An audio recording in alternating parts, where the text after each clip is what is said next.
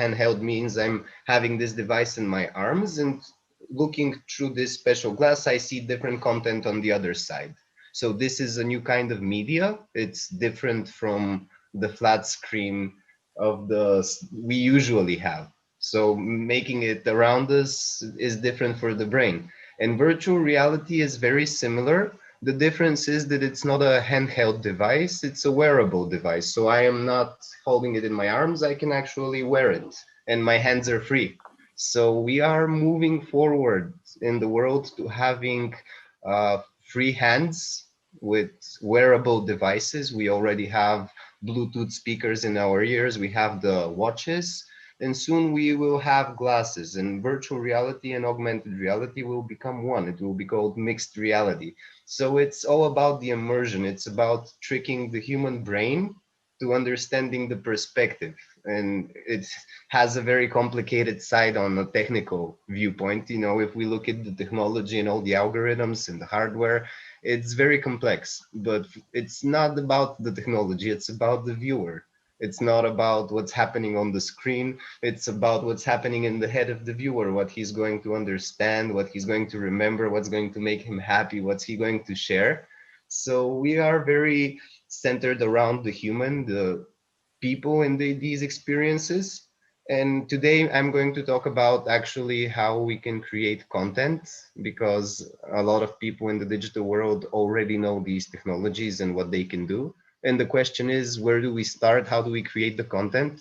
So it's very, very important to actually have a plan and use the best available technology. And for photogrammetry, the first thing I'm going to talk about is actually a science, and it is centered around generating information about objects from two-dimensional pictures. So we start with a simple picture, and inside the picture, we understand what are the objects, what is their size, what is their shape, what is their position in relation to one another. And we get information about distance in all dimensions. And to begin, we need a large collection of images. So usually we start with a photo shoot. It can be a drone or a camera. So we can make photogrammetry of objects, of humans. We can make photogrammetry of entire buildings. And then these images, these big collections are fed to special software programs which calculate the images and do all this information gathering. So the computer actually gets an idea of the physical space and translate it into a virtual set. And of course, the artists step in, they touch the set a little bit, but then we have a exact replica of what the physical stage is in a virtual environment. And this virtual environment can serve many purposes. It can be enhanced in many ways, and all the content actually becomes interactive. So to actually immerse people in virtual reality, it's very important to understand stereoscopic vision. So this virtual set, we see it in our eyes, and the screen of the device makes a small overlap of the images. And I have prepared a small experiment because I know it's early in the morning in many places. And to get the morning going, you can put your two fingers with a little bit of distance in between them. And by shifting your eyes, you can actually see a difference in the perspective of the distance in between the fingers. And the closer it is to our eyes and the further away we move it and change our eyes, we can actually see the difference of a flat image, one image and the other image, and then compare them. And we can see this in distance, and our brain automatically calculates this. So we have a sense of dimension inside our head wired. It's like beyond technology. It's amazing.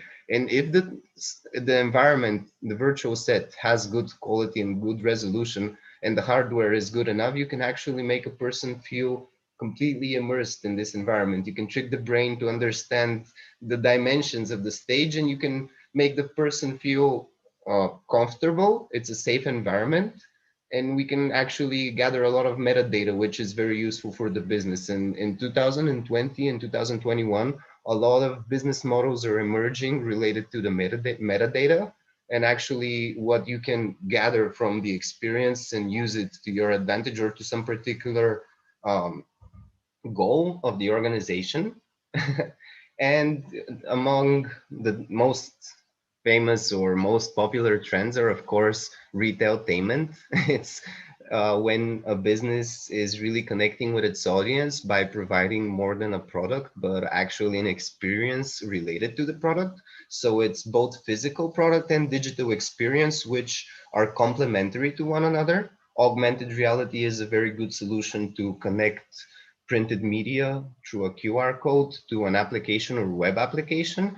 And with virtual reality, you can actually make the character, the client or user, you can make him into a character in a virtual environment and then create an entire experience with a certain objective he needs to reach, or leave him or reward him with a feeling you want to cultivate and create better brand awareness or loyalty, or just the best experience in the world. So that's pretty much what I had prepared about photogrammetry, augmented reality, and virtual reality. And I hope it's been fun. I hope to have some questions from the audience, perhaps. Yes, was really interesting. So I'm thinking about what you're saying. Maybe the trends, one of the trends I think in 2021, it's personalization, because we are full with interesting ads everywhere, and we must be more creative in personalization, like VR and everything in the digital, and that's I think we will be interesting. What you thinking about? I'm thinking about the same thing because when I'm buying things online, for me it makes a difference in if I have one or two images of a product or if I have 10 images of a product, because I can look at many sites. For example, shoes. I have a dog, so I have a lot of expectations from the traction of my shoes, and I always look on their underside. And if there's not a picture of that, it doesn't help me make a informed decision. Now, if I can see them in augmented reality and actually put them on top of my desk and then look from all sides, that would be the best. And this brand, which has a virtual replica of its shoe made with entirely digital or made with photogrammetry, I would like to share an example and share my screen if I still have some moments of how you can actually make a photogrammetry of a shoe or a building. So we start with the building and the drone footage. So you can see all the, are you able to see my screen? Yes, yes, Okay, so it's all the really white interesting. spots on the right are places where the drone took a picture while it was flying. And you can actually see the pictures. All these pictures are gathered. They form a shape of dots, and this dotted shape has a texture and a surface, which we can later edit. And now you can see a virtual replica of this building. Wow. I was in a conference last week that are showing drones, and they are showing something like this in real life. It's, and then we saw a video in somewhere in China that they are making in the sky some other interesting like birds, or very was interesting. This one is also cool. This is a photogrammetry of a face. It's actually my face. So you get to compare from all sides in real time. But it's important. Brands that have a hologram are able to make features on top of the hologram. So if I want to see glasses, I can put them on top of this avatar. I'm just going to open the shoe demo because we started talking about shoes. So if I have this hologram, I can change the color of the laces, for example, or I can change the, just a moment.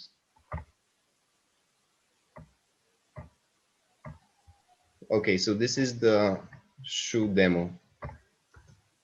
As you can see, we have the shoe on one side We and don't see all it. the, Maybe it just YouTube on the screen. okay, well, You that's can okay. share your screen, the other screen in Zoom. I think I have it in this video as well.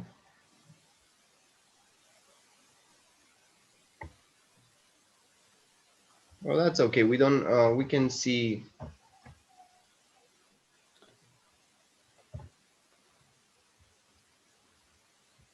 in this video we made with the national television last year, we showcased the shoe. So this hologram of this particular shoe, I'm sorry if it's a little bit lower quality because it's downloaded from the internet of the TV station, but this shoe can be placed in hologram devices and made to float around in the mall. So when people are walking in the ISO, they can see something glowing and floating in the space as if it was real, but it's actually a digital replica.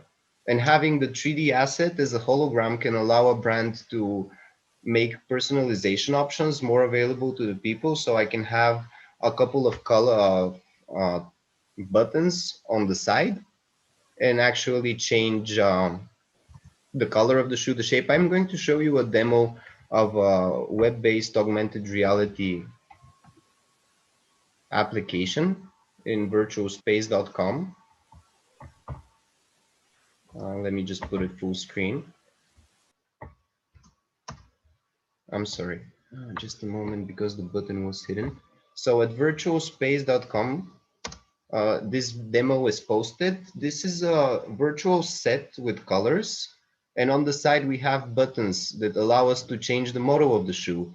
And the light from this stage actually reflects on top of the hologram. So I can get a really informed decision of which surface of the shoe is going to be glossy and which surface of the shoe is going to be matte. And I can change the color so I can decide which kind of shoe I want. In this environment, the virtual set can be turned off and only the hologram can remain. So if I decide, I can put this hologram on top of a horizontal surface in my house and actually examine it from all sides with my device. So I can either have a wearable device, I can have a PC and look at it inside a browser as the way this demo has been made, or I can open it inside my phone and actually place it in my immediate surroundings, or even on top of my actual shoes if I decide.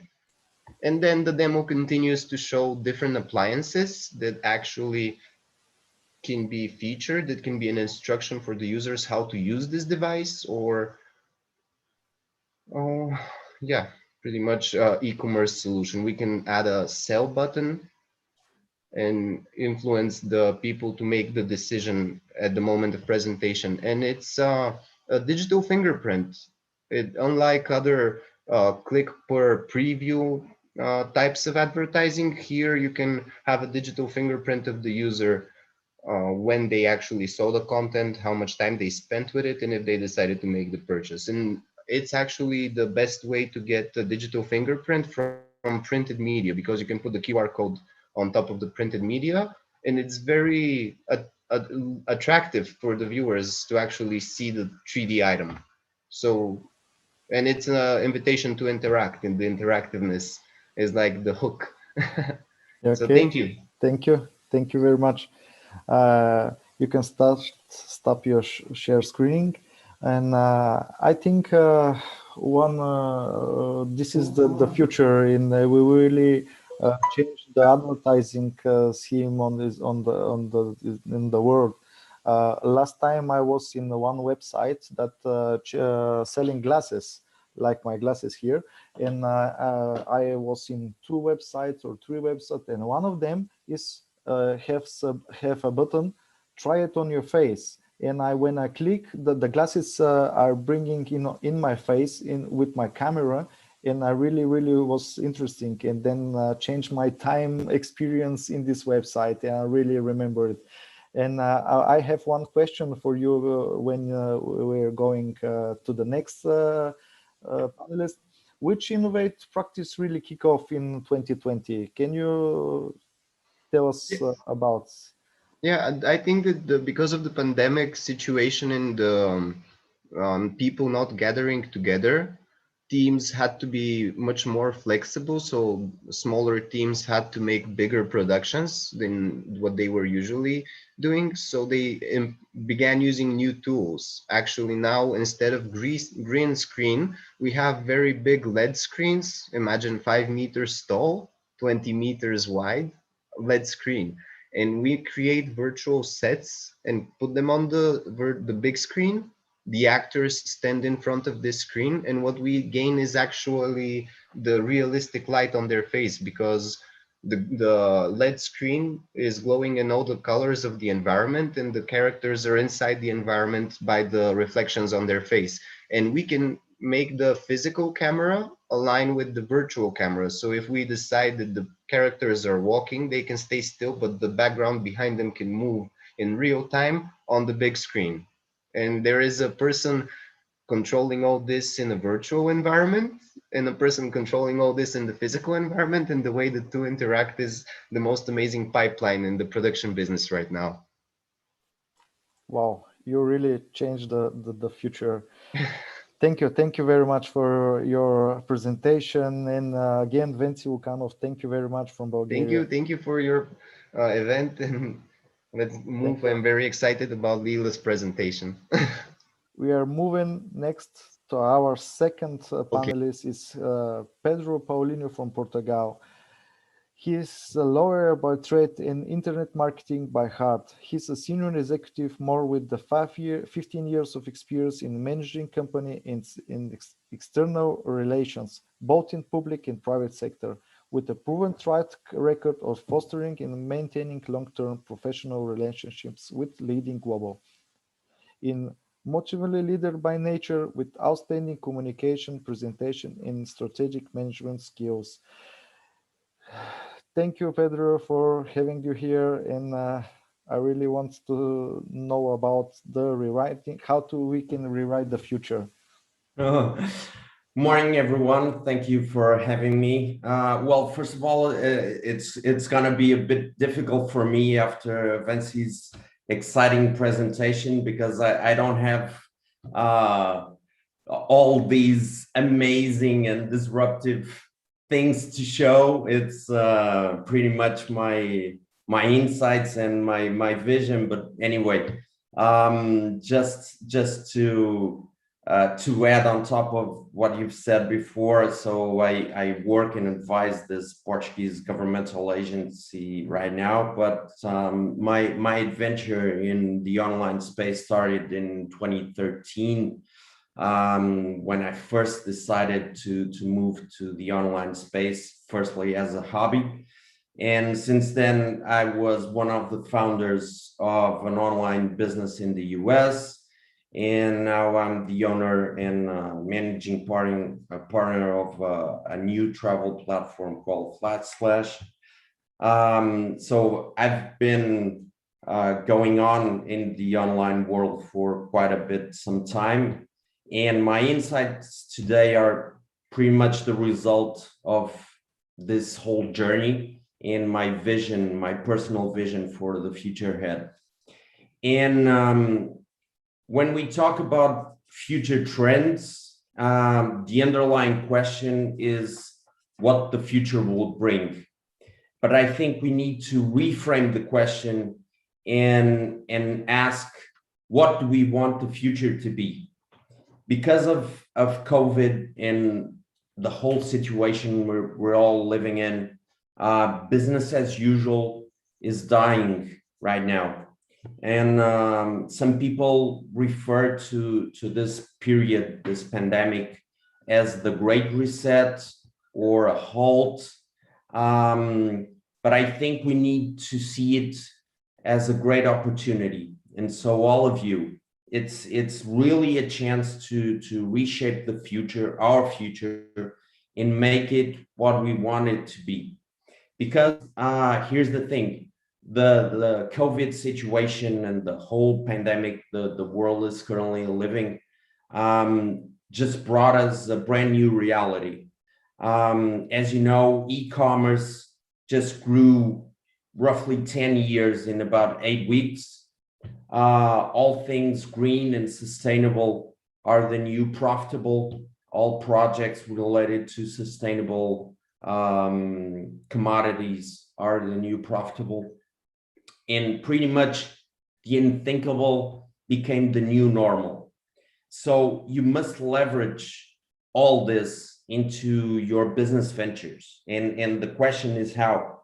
So you need to see this era and this period we're living in not as a halt, as a pause in our lives, but in a way to move forward in a different way, to adapt and to take all the lessons that we're witnessing and to build something upon that. I think in the next few years, more and more things will be smart and connected and remote. We are witnessing almost everything as a service, whether it's healthcare or mobility or software. But I truly believe this, that as we are witnessing this transition to more automated stuff, what will differentiate in the end will be the human element. And that is, for me, it's something that I'm really focusing on. For instance, on our travel platform, instead of offering just another search engine with one-click list of flights, we rely on human expertise and real partnerships with real people to provide value for customers when it comes to discounted flight booking. So for me, the key idea here is that it's paramount to create and deliver a real experience and to deliver transformation for your customers. Because if not, it's just a digital commodity and it can be replaced at any time. And since we live in a world of unprecedented supply and demand with a low barrier of entry and to virtually anything, it's easy to automate and to replicate things. So you need to differentiate yourselves. And to do that, I think the human element will be something really unique, and the ability to create an experience for people. And instead of asking, how do I get more followers? How do I get more likes and subscribers and shares? And I think we need to ask, what can my business, what can my product, my service do for my audience? And that's what we need to focus on. You need to engage, to go narrow, and to engage with every single one of your clients on the other end of the computer, and treat them as if they were the only customer you have. Because I think people need to relate to people, and that's key. So it's really amazing and exciting, all things with VR and all that, but people like to relate to other people. And so instead of just focusing on automation or sales, think about creating value to people first. And to do that, we need to focus on content, and especially context. That's what will drive success.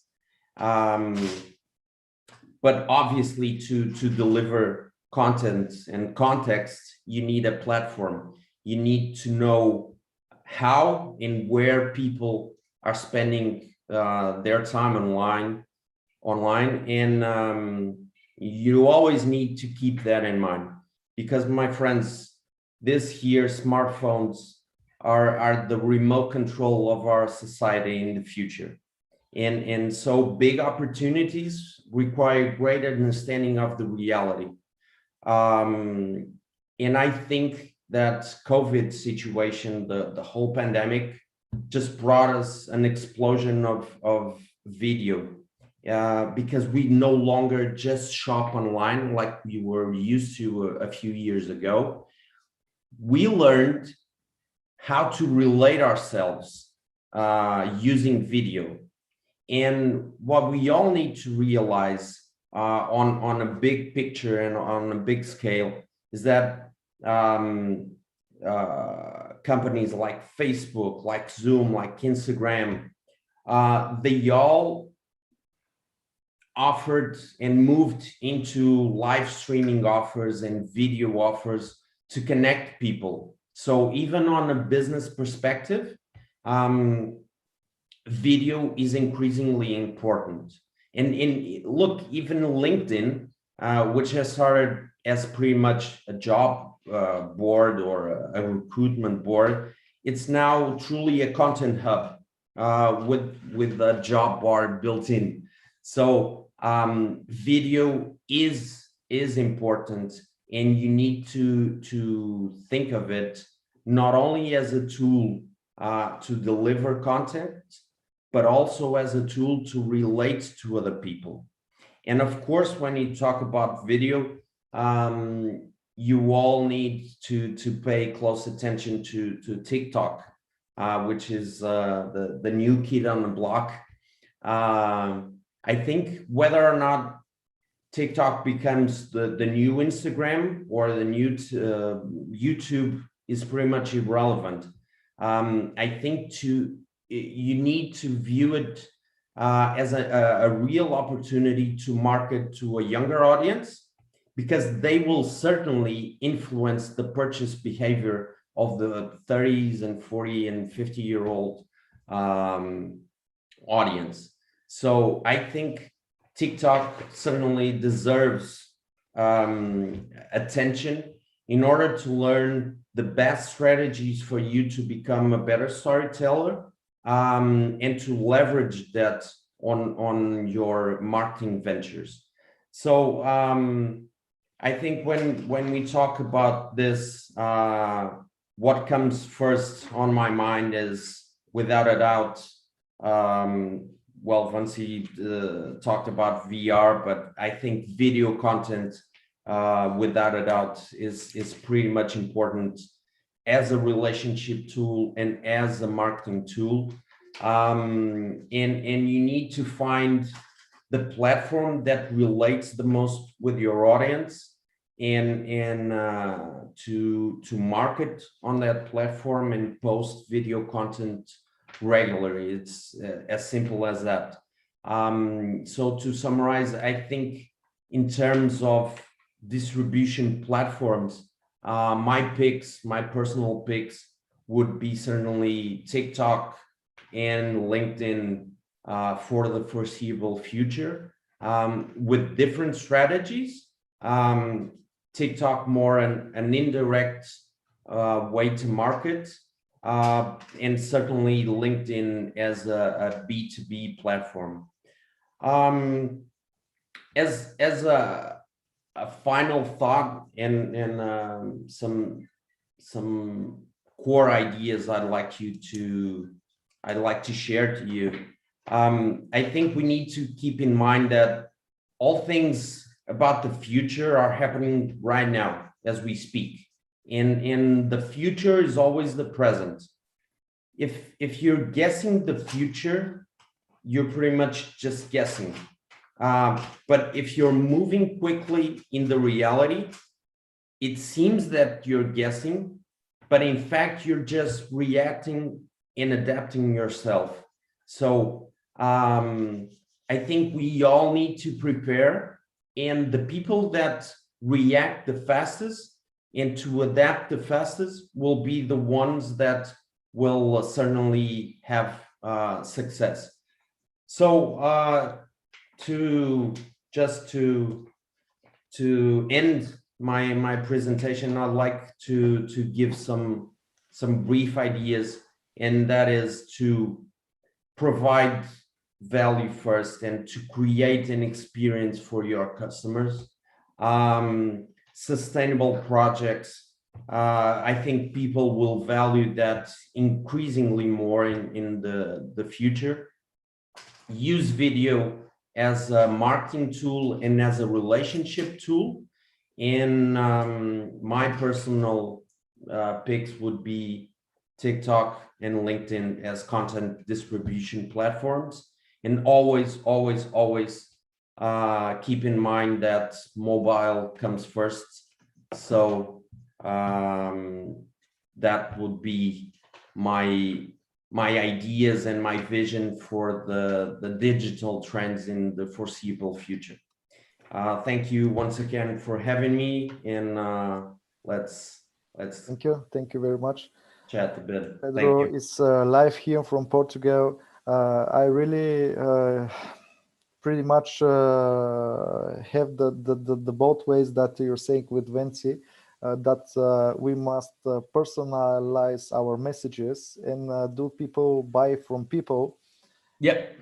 They want to be a part of a story, and that's why they're buying from brands. They're Exactly.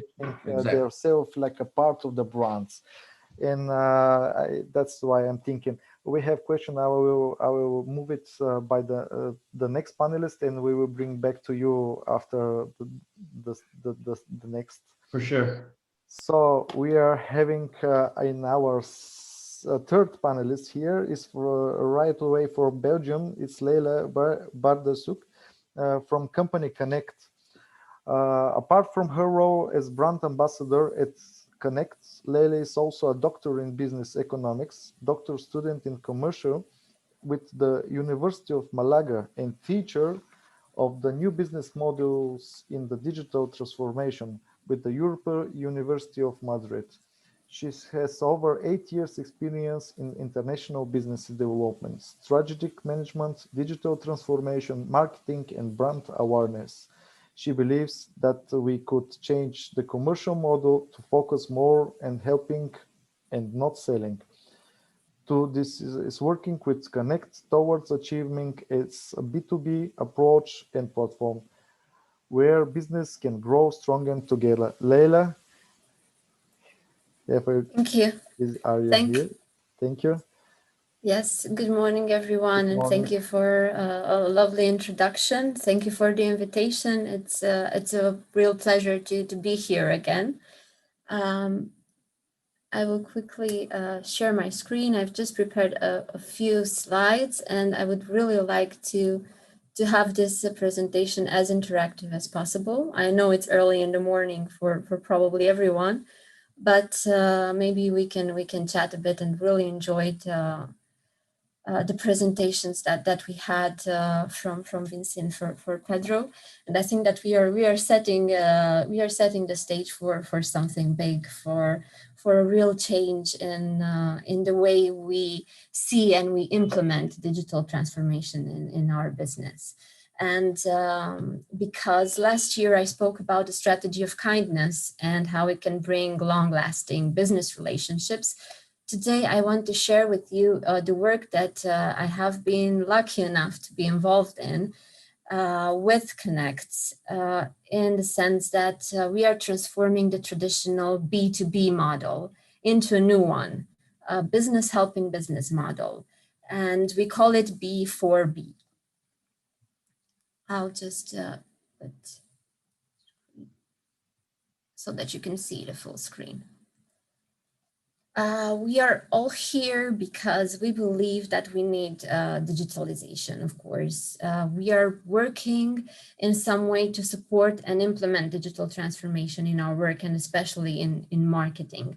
So we all see the trends, and we know the importance of achieving it in order for a company to be able to survive. But the question is, what happens with building long-lasting business relationships in a digital-first world? How do we achieve that when everything has been accelerated by the pandemic? And we need to find new ways to build this kind of relationships, to still network. So how do we network in online events? How do you get to know people? How do you get to know the projects they're working on? And how do you build trust? And this is what, for us, ignited the idea to have a platform that surpasses the matchmaking and networking, so the B2B space, and brings the B4B dimension for businesses, where you can become part of a community, where you can, for instance, share know-how, where you can ask experts, when you can receive and give help. And this is why the title of the presentation today is "It Takes a Community to Build a Business." And it is also our motto as well, from the African proverb, if you know it, it takes a whole village to raise or to educate a child. And in that same fashion, we'd see that next trend is digital transformation, but in a way in which the essence of a trusted environment and a long-lasting business relationship is not lost, but it is emphasized.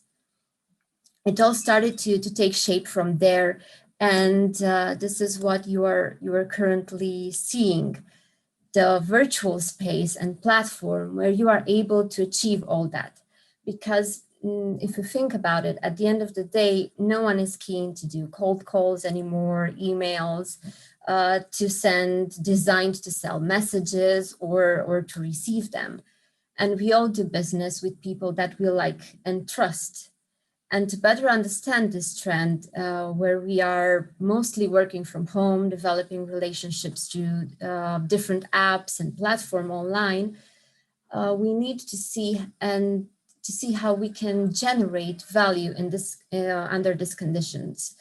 So we developed the next need state map, as you can see here.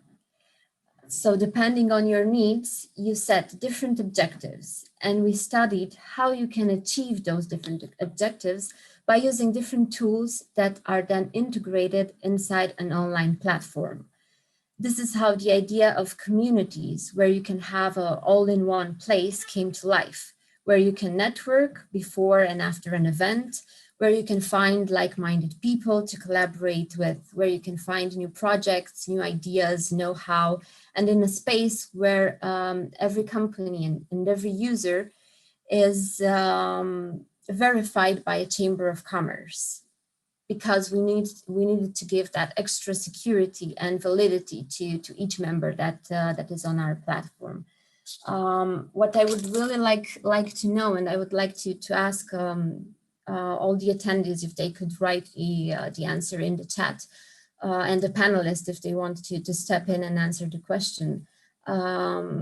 Where are you situated on the need state map, and what are you currently using in order to network and to build this kind of online business relationships? What are you currently using now? I'm not sure if any of you want to step in and answer this question.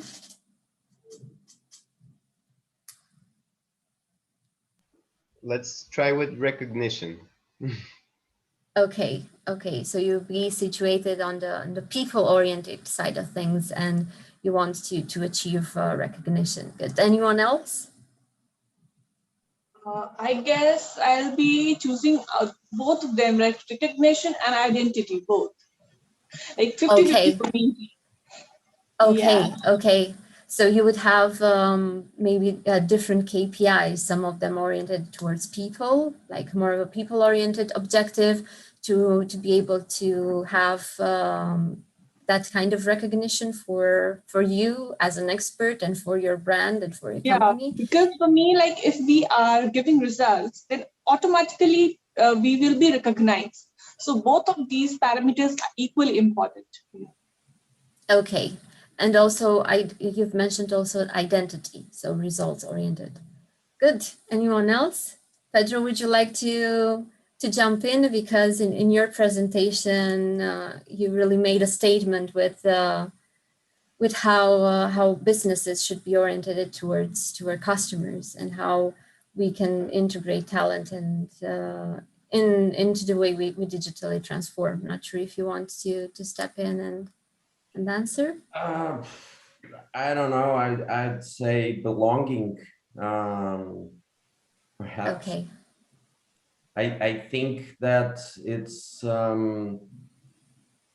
really important for people to belong to something, to relate to a brand, to a business, to other people. So for me, the human interaction is key, and I think that connection between people whether it's just two people for a small business, or the belonging to something bigger, Okay. is something that, yeah, I Okay. would go for. Thank you. Ferdy, how about you? So what should I do? Should I pick one or what? What your objectives are.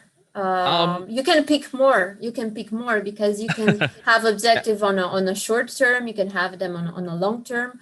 You can pick, as Ankita picked, two. One that was more people oriented and one more.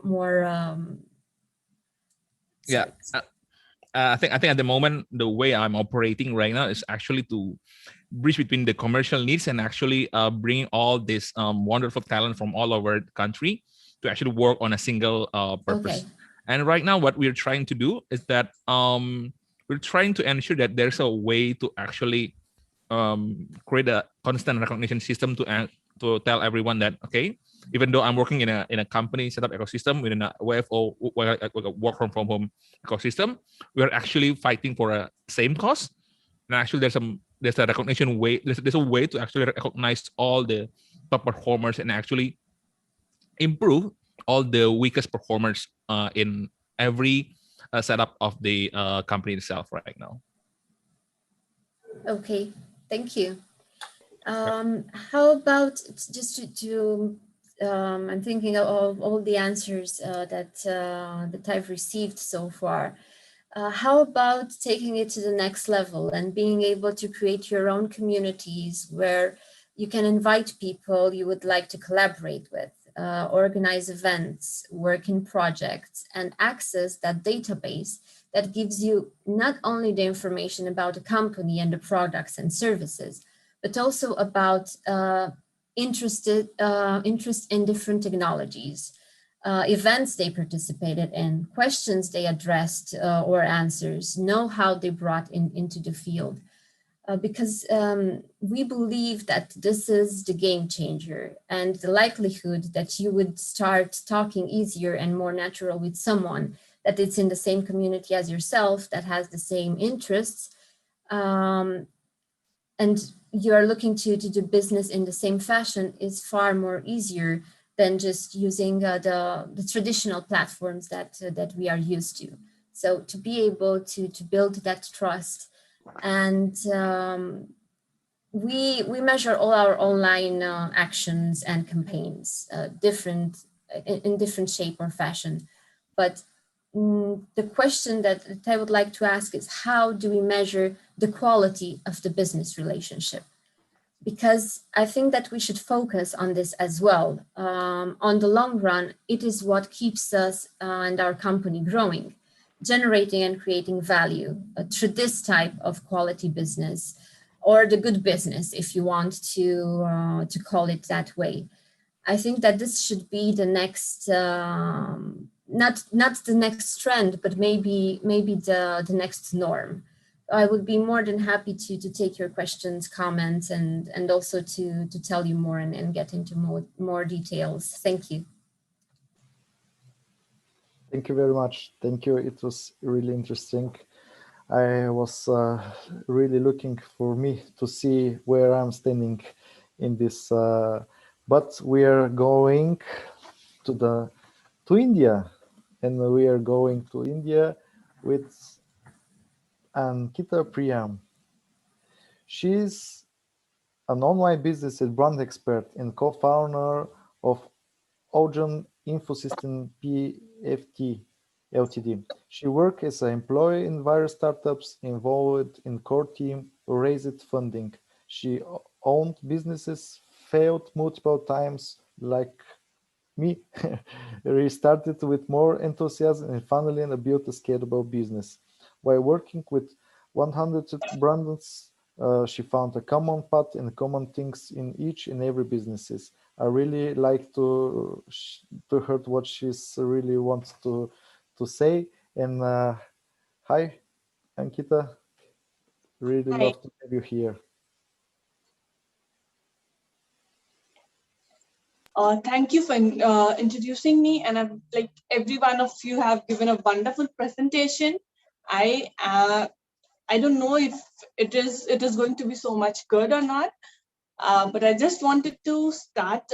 Like, I have worked with 100 of small businesses and medium businesses brands, and what I have been after, like, all of them are in different directions, different domains.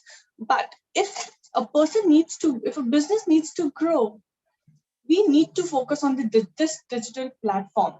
So, whenever we used to talk about digital world, or you can say the businesses running digitally, we usually talk about the big brands like Amazon, eBay, Apple, etc. And many of these small businesses, they think the digital game is just for this big companies, big brand games. But no, digital or the internet is available for every one of us. And if we can be a customer of anyone's brand or anyone's company, we are also buying online. So why can't we be on the other side? This was one of the major thoughts that I started engaging with small business owners and helping them to stabilize digitally and scale up their business digitally, because they did not understand how much they can actually take advantage from this digital platform, the digital audience. As of April 2021, 4.72 billion audience worldwide are there in the online. That is more than 60% of the total population of the world. And it has been predicted that on an average yearly, because of this pandemic, now more than 332 million more audience will be joining online. So if we see the future, it's all the digital game. It's all like, and like if a small business is situated in any of the locality, in any of the location, their audience or their consumer will be a very specific one. But in online, all digital audience can be your digital consumers. So from 4.72 billion, if a small business owner can attract or can convert even 0.01%, they are success. Of course, I guess you all are in the digital field, and you agree with me that even a small point of people from this audience, if a small business owner attracts those 0.01% also, they are going to be successful, sure. And for a small business, we can, see they are doing two things. Either they are selling products or they are the service providers. It's not like any big platforms, or, it's not like Facebook. The small business we can only give it two options, even selling products or, selling services. That's it. They know about these two things. So if we just look into the e-commerce activity online, what's happening?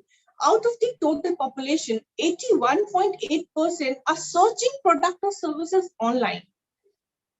That means people are moving online. After this pandemic situation, it's ongoing pandemic situation, people are not going outside. So they are also coming, even the old age people now, they are also searching online products and services. And 92%, more than 92% people, these all are research data, and source has been taken from datareportal.com. Then 92.2% people, they visited some e-commerce store or site. And out of them, 80% purchased products. It's a very good percentage that 80% of people are, buying online product or services. So if as a small business owner, if we are coming into the other side of the business, then we can also be, we can also add the next 10 years, if we see it, next 5 years, if we can see that person, that business owner, that business can also become a big brand. And that could only be because of digital. Now the problem comes that, okay, we have launched business online, but how to, scale up your business or how to grow your business.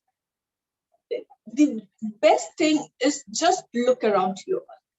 What is your target audience? For example, if your target audience is students, school going or college going student, just see their behavior. What are they doing? Online activities. If they're spending, time on social media, we see most of the, youth are spending time in social media or watching videos on YouTube. So if we want to capture them, so we can have the strategy to, post. We can post on Facebook and Instagram the different stories. And, there are Facebook groups, lots of groups where if you post, that thousands of people can view your post. And maybe if from thousands, from that one post, maybe one or two may reach you for your service or product. Or if it's not happening, you can hire influencers.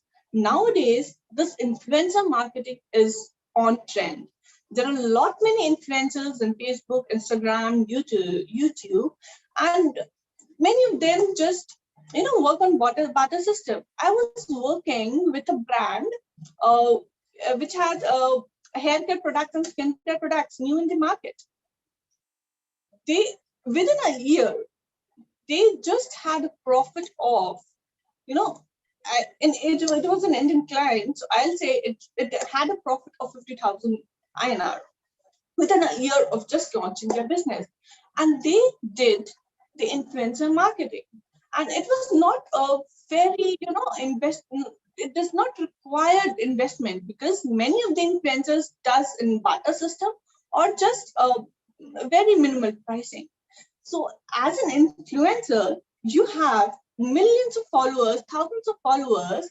And if that influencer is, presenting some product or services, those followers get influenced and maybe they'll try that product.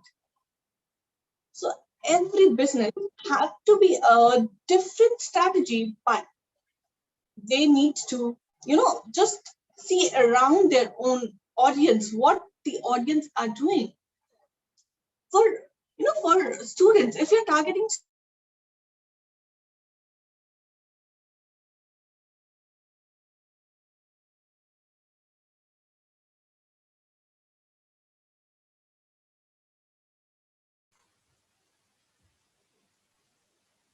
I'm sorry, the network issue is there.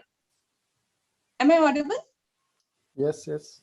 Yeah, so network issue was there. I'm sorry.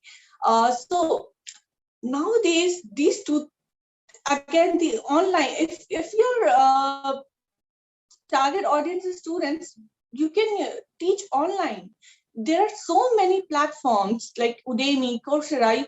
You can also create your own learning platform. You can start teaching online. If you see, you need to just check around what people are doing and what people are actually doing the activities, and you need to focus out there that now if people are watching YouTube videos, you can create your upload your online materials, some videos, so that those people can also watch your videos, get influenced, can buy your product or service. Another example I would like to give, in Indian market in Delhi, there is one second-hand car seller market. What they did, they uploaded videos showing all the second-hand cars and saying that the best price I'm giving, and all the the look and feel of the car, the test drive, everything they gave online. And within span of 1.5 years, their YouTube subscriber was into more than 2 to 3 millions, and they were getting more and more sales. They were getting leads. So everything which is done online, and today's as one of the Pedro said about this thing, video content. So everything is about now video and content online. It's just we need to do the right targeting. So in India we always say jo dikhta hai wahi bikta hai, which means which is visible, that will only be sold.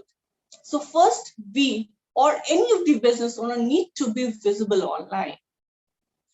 If someone is starting starting business, what they do, they get registered, they take office. Similarly, for online, it is very important to have your own identity, have your own website, have the social media presence all over. If you're a local business doing, then have all the local business listings. There are every locality, like every country, every state have various business listing websites where you can list your business. So that if someone is searching, for example, a salon near me, or we're booking a salon at home. So if you're listed in multiple business listing, or Google Map, or have some reviews on them, the user which is searching on Google or any other search engine, they will see you. They may land up knowing about your company, and they may contact you. So this is where you get the lead, get the sales. And then if you are already established, like within a few months, if you've already established, then again, paid ads is also one of the best tool is paid ads. And the best thing in online paid ads is you get the perfect reporting. It's not like you published an ad on a magazine or newspaper, and now you don't know how many audience has seen your ad.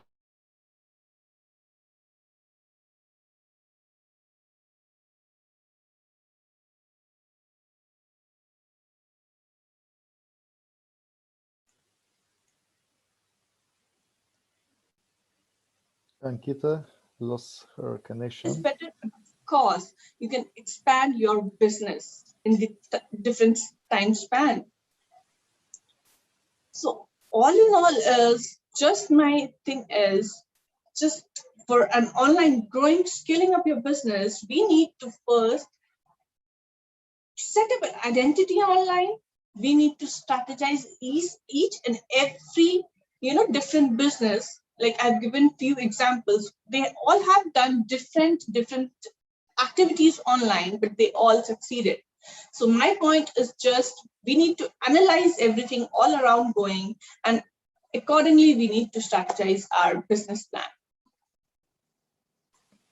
Yeah, that's it. I just wanted to... Thank you, Ankita. Thank you for your having here from India. And I will bring back to you after our last panelist, Ferdi. So Ferdi is from Indonesia, and Ferdi Anggrivian is a full-stack digital marketer with more than 7 years of proven experience in PPC, growth and analytics field, currently building Gojek's online equations and marketing automation infrastructure of Gojek with his 11 trustworthy and extraordinary earthlings. His newfound interest in education inclusion led him to coach, mentor more than 100 of future digital marketers as a part of his side gig. So I want to welcome you, Ferdi, here. And what is the time in Indonesia? I don't know. Yeah, it's 3 p.m. right now. It's okay. Thank you. So it's not longer morning. Yeah, but yeah, I hope we all have the same spirit as the morning person. So thank you everyone for coming. I think I've seen all of you speaking here, and I was flabbergasted by how much we have all of this different team coming together in one bowl of this discussion right now. So probably just a little bit of, because I'm not trying to push you into another like complex hard stuff would be, and I'm not trying to tell more about digital marketing, because I think most people here have already experienced digital marketing. So probably just want to share what I've actually experienced between my probably past 3 years in a leadership experience as digital marketing lead in my company right now. So if you search my company right now, so Gojek is actually one of the leading decathlon startup in Indonesia. So we started as a humble beginning as a ride-hailing company, and then we grow as a super app company right now, and we have just announced our merger. I think probably last week with another startup for Indonesian based. So it's a unicorn startup. So we have become a new company right now. So yeah, we have a lot of things actually that we are trying to do right now in the company.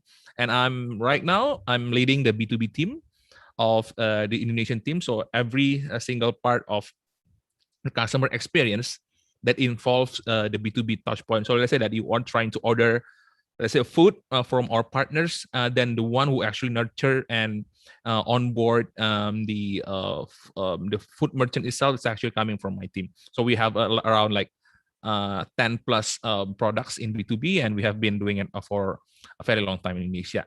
And prior to the merger, I was in Mocha. So Mocha is a company that was acquired by Gojek. So when we were acquired by Gojek, we expanded the team into an entirely new merchant marketing team.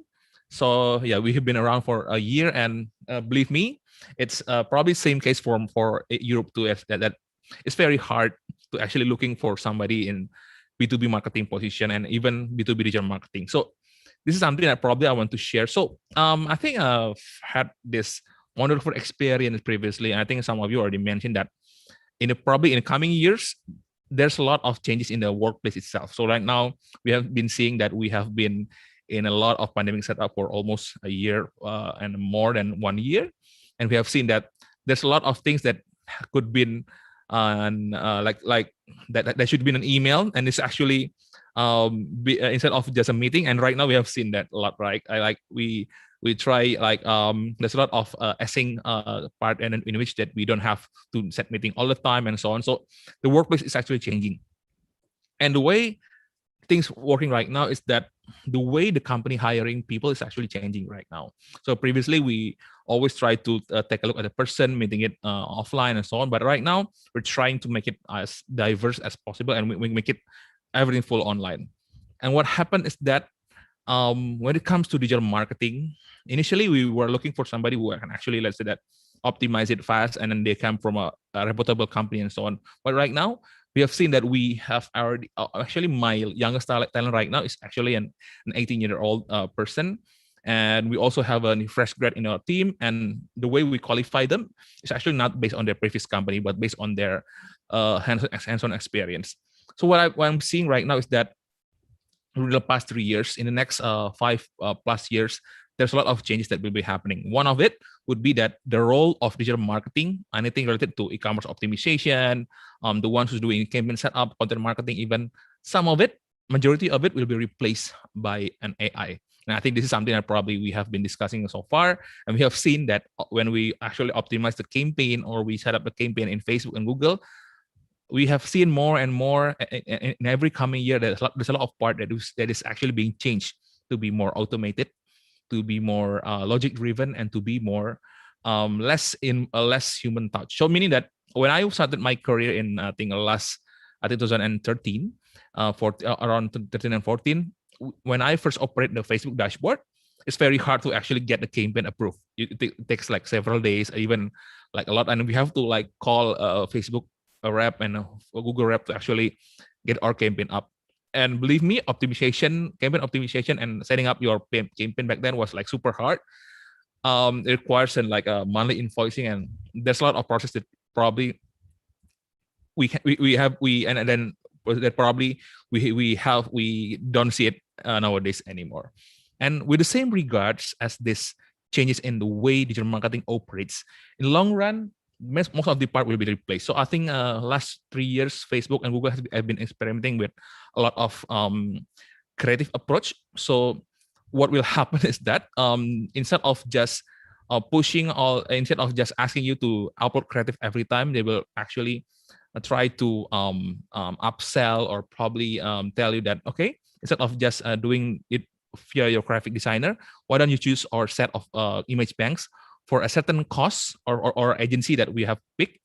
And whenever you choose this agency that we pick for your creative content, you will have a very strong, you will notice that there's a lot of difference in that. So we actually did that. And you know that what happened is that the creative performance is actually higher from the company that these groups pick.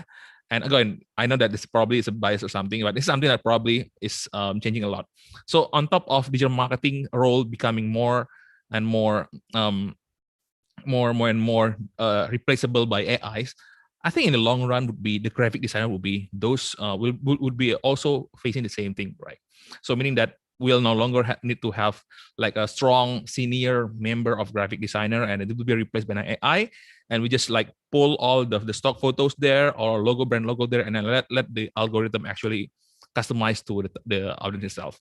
And what we can see here, right, because we are facing the same thing all over the world, like overpopulation and so on, and then more and more people are actually looking forward to the work from home setup, is that there should be something that we need to do to actually connect this rising demand of digital marketeers, because I've seen a lot of people actually looking toward this field right now, and actually bridging that, how we can actually ensure that in the long run, all those who actually aspire to be digital marketer has the same importance as the AI that we will implement itself.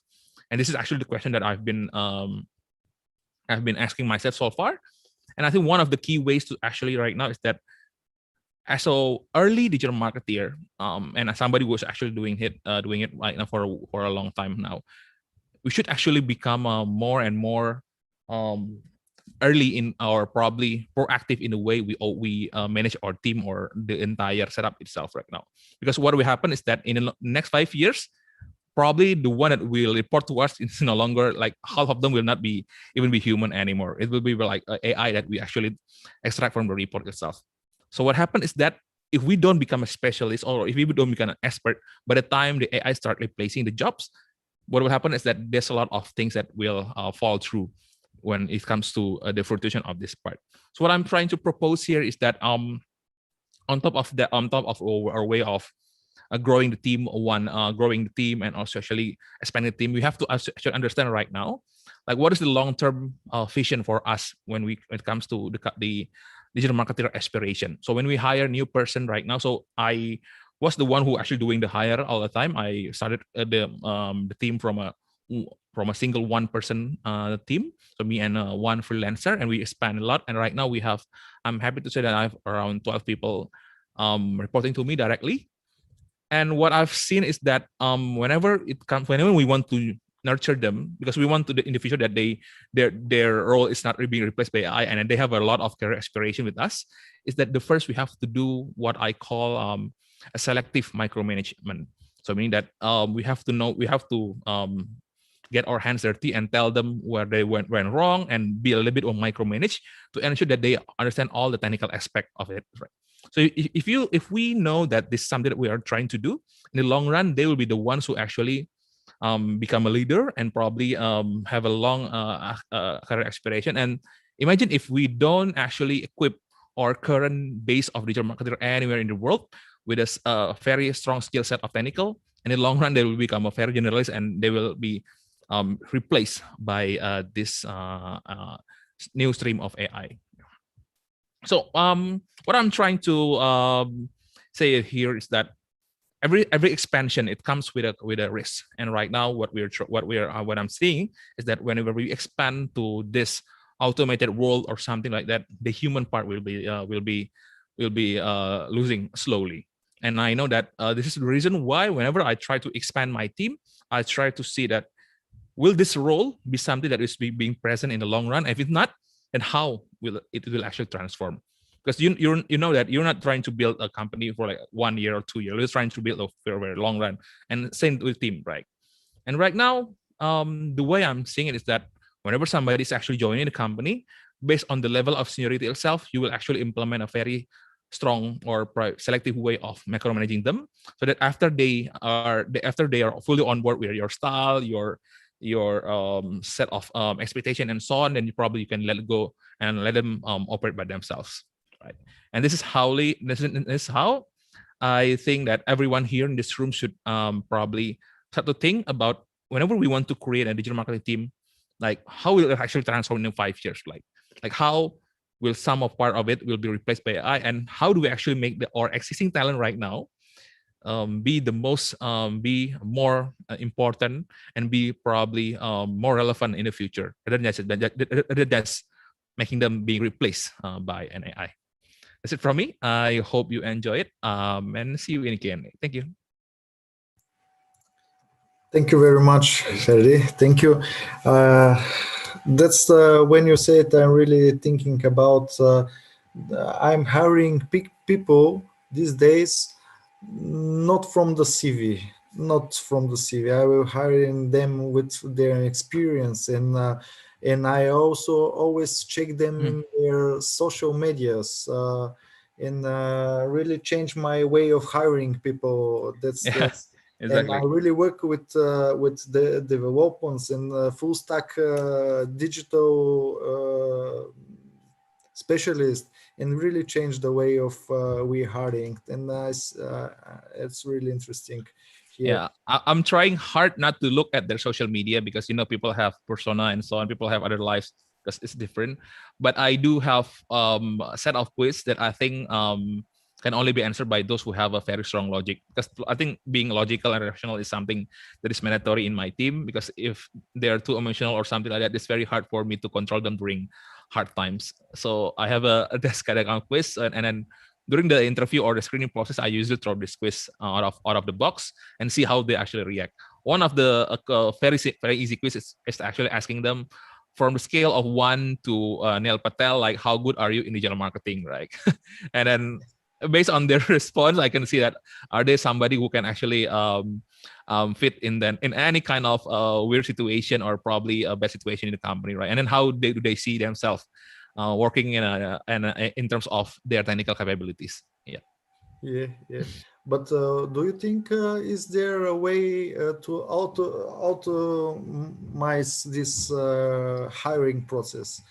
I really think, because we are making too many time by reading the CVs. And is there a way? What do you think? I think from the HR side there was like a growing concern regarding screening a lot of CVs right now, and I think they have already a system. I don't know what's the name of the system, but I think it's actually scanning the CV in a concise way. So if you submit the CV in for a graphic designer, it probably have a hard time for the AI to actually identify is this a qualified user or not. But I think right now if we have 100 let's say a lot of CV submission, right? So what you need to do is that you need to filter out like a lot, right? And you don't want to like read all of it at once because you don't have time. And then you want to pick like a top 3 attribute that you are looking for the CV that will continue to the next phase. And usually for me, the next phase would be answering all this like a logic quiz so that we can actually understand are they somebody we can actually rely on when it comes to data crunching and analytics and all the executional part of the company right now. Okay, thank you. Yeah. Thank you. So I want to ask Leila, because in her presentation, she's speaking B4B and the business helping business, supporting and helping. How are the companies going to make money with these strategies, and how you can say more about your B2B strategy? Of course, because at the end of the day, this is what supports a business, right? So thank you for that question.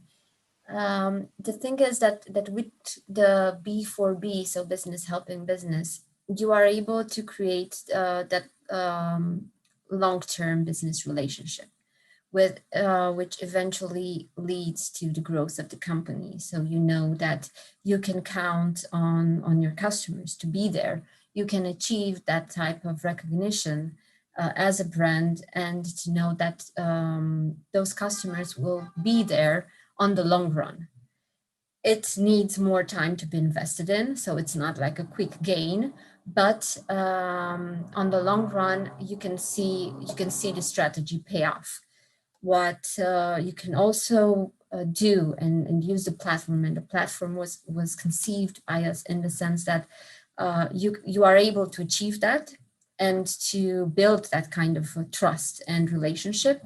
What you can also use it for is to reduce costs, because you can use it to find new providers.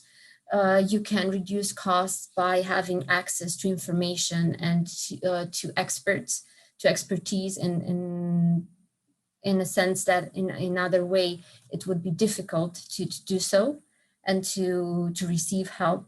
you can use it to increase productivity, because the B4B strategy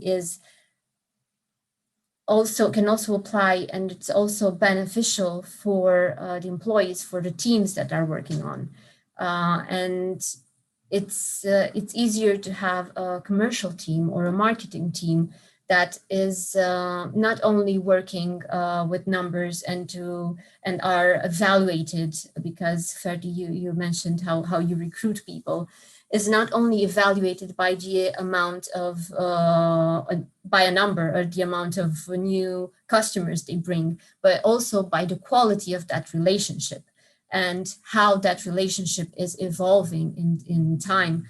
And it increases productivity, because at the end of the day, your team would be more satisfied to know that they are working, and they're working towards something that they believe in, that it's not just cold calling, cold emailing, and like a directed online marketing strategy, and they just need to send an automatic message or to reach a certain audience, but that they can build upon that relationship.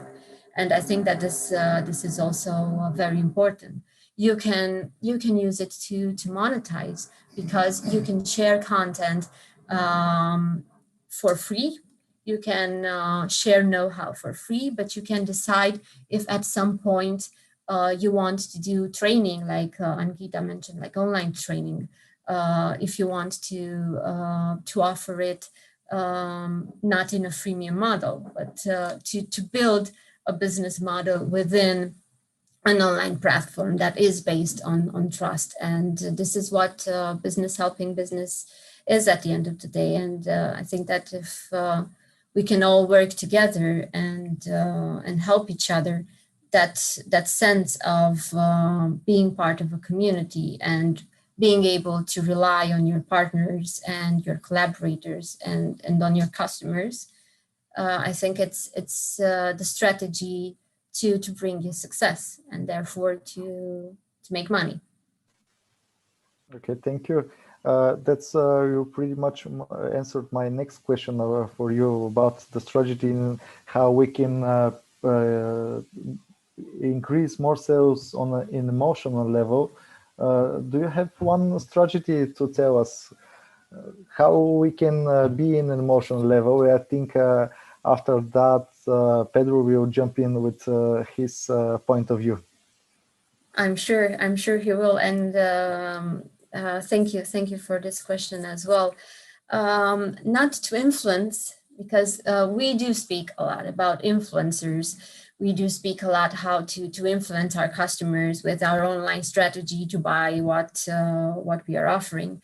But when you sell to other businesses, the collaboration is very important. And I think that this should also apply for customers, that they're not your customers, they're your partner. You collaborate with them, you help them, and what you are offering and how are you able to offer that.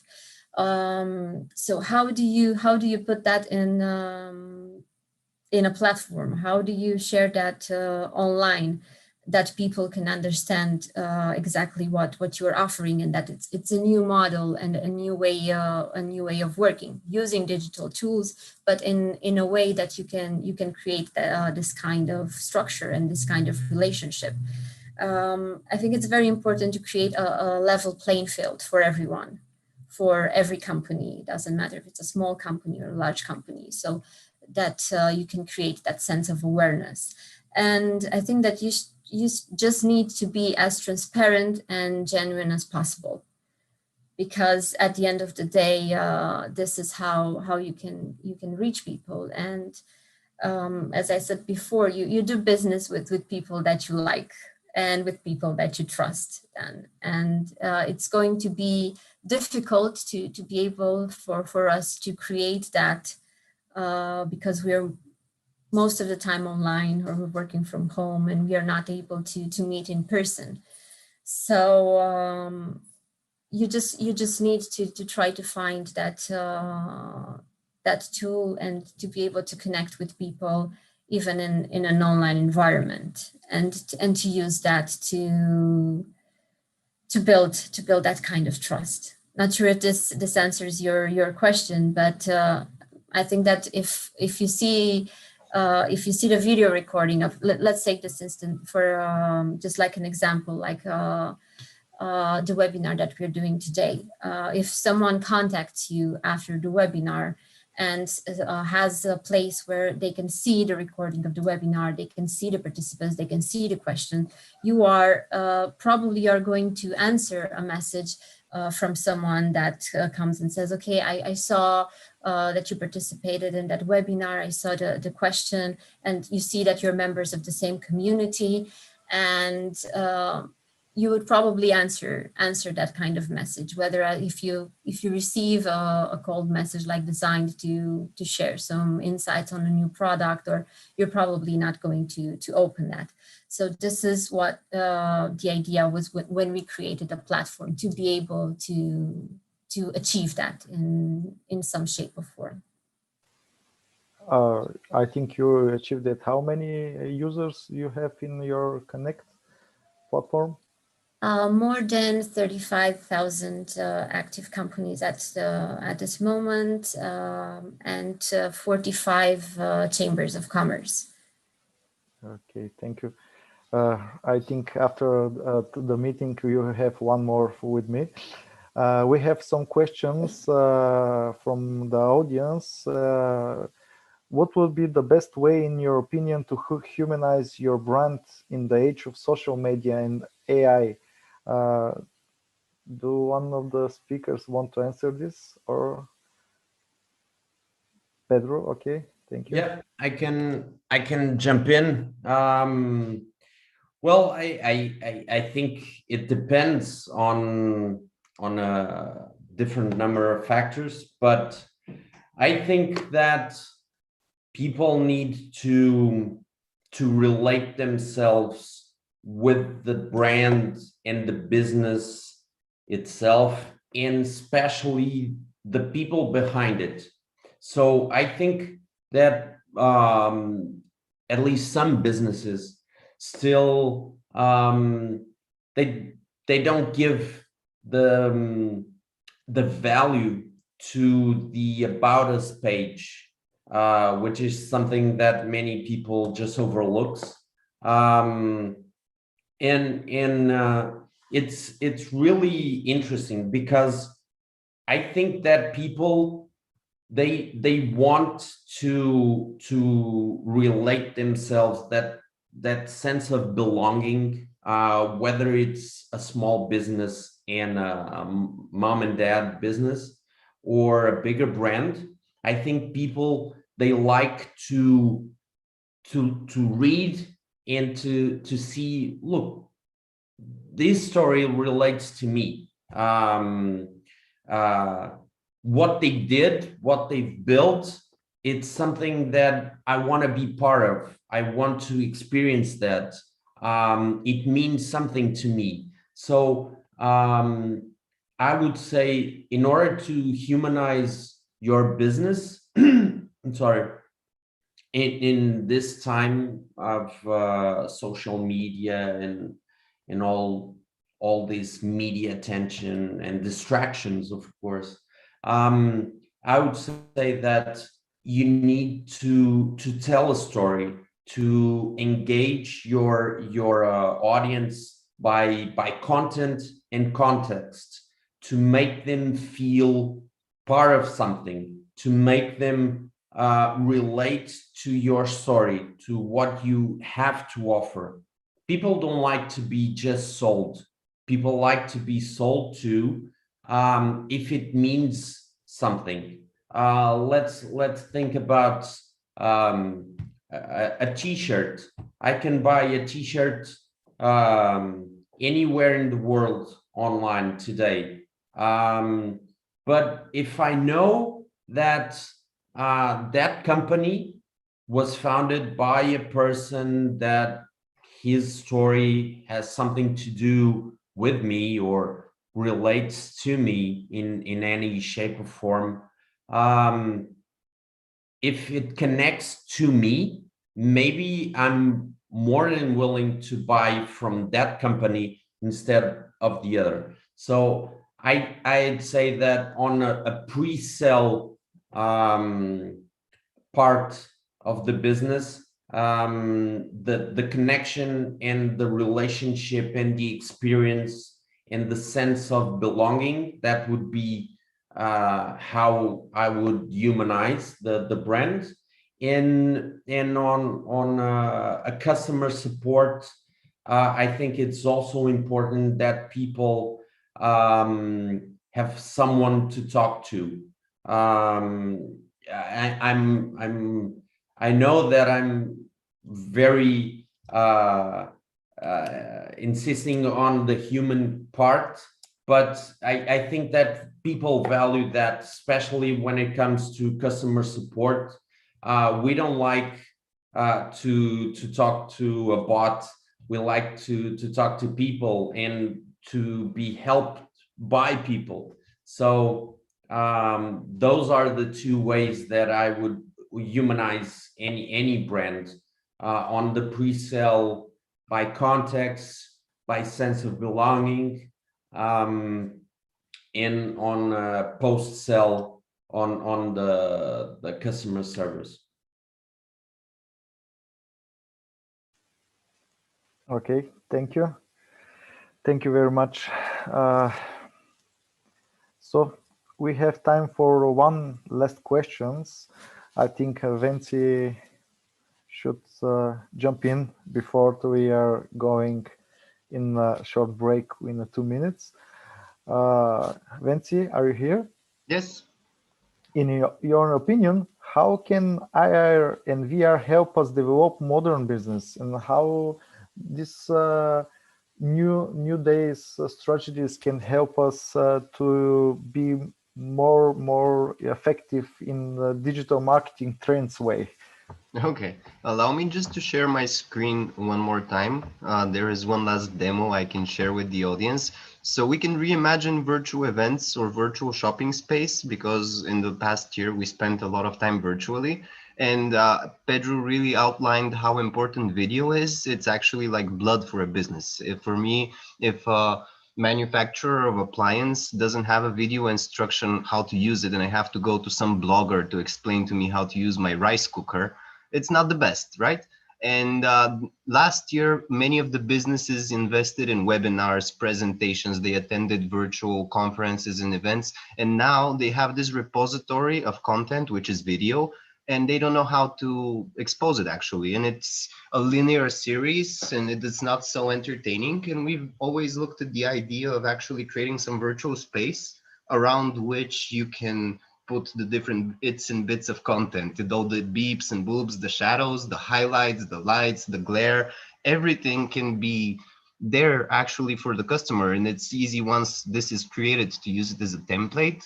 And a lot of the businesses are going to have the choice, as you said in the beginning. I think in the last 8 months, we experienced 10 years of digitalization. So in 12 more months, instead of buying a template shop and stopping there, like I have e-commerce page, it's ready, it's configured, you can go one step further and actually create a space around it. And this space can be multiplayer, and you can see other customers online with their avatars, and you can actually decide where to go basing on where other people are.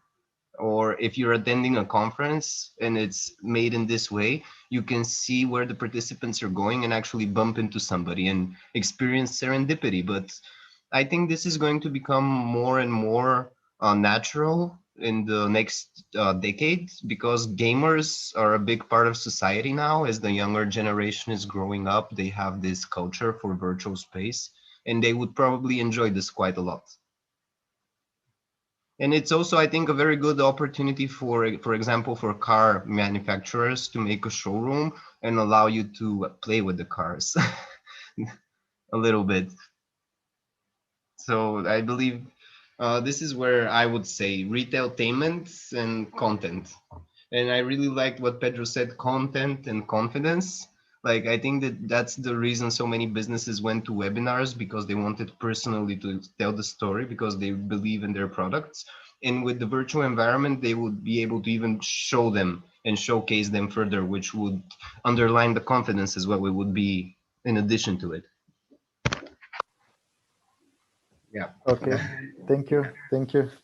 Thank you very much. It was interesting. I think this will change the future in the events media also, and it will be interesting.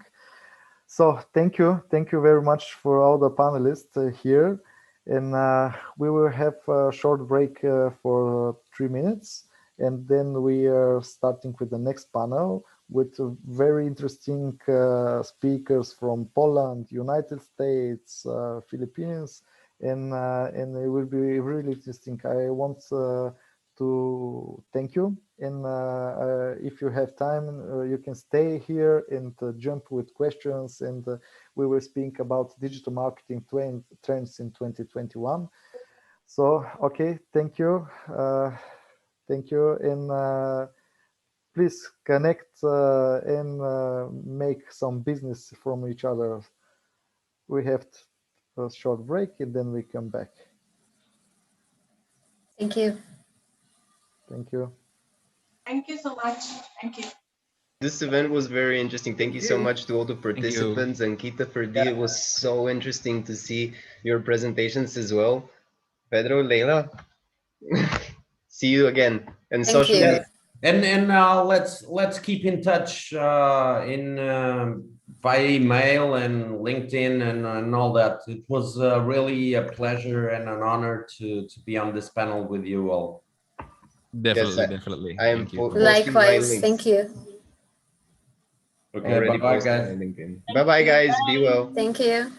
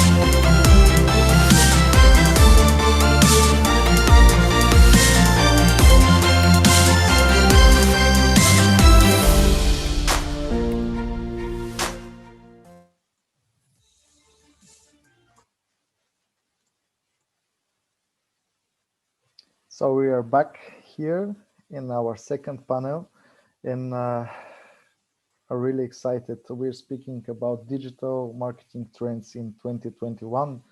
soon we will be changing our futures, and will be interesting in this everyday life. So right away, I want to share our first. I want to share our first speaker from our panel, and he's from Poland, from Opera Software. And today's topic that he will be speaking about is supercharge your growth using behavior science.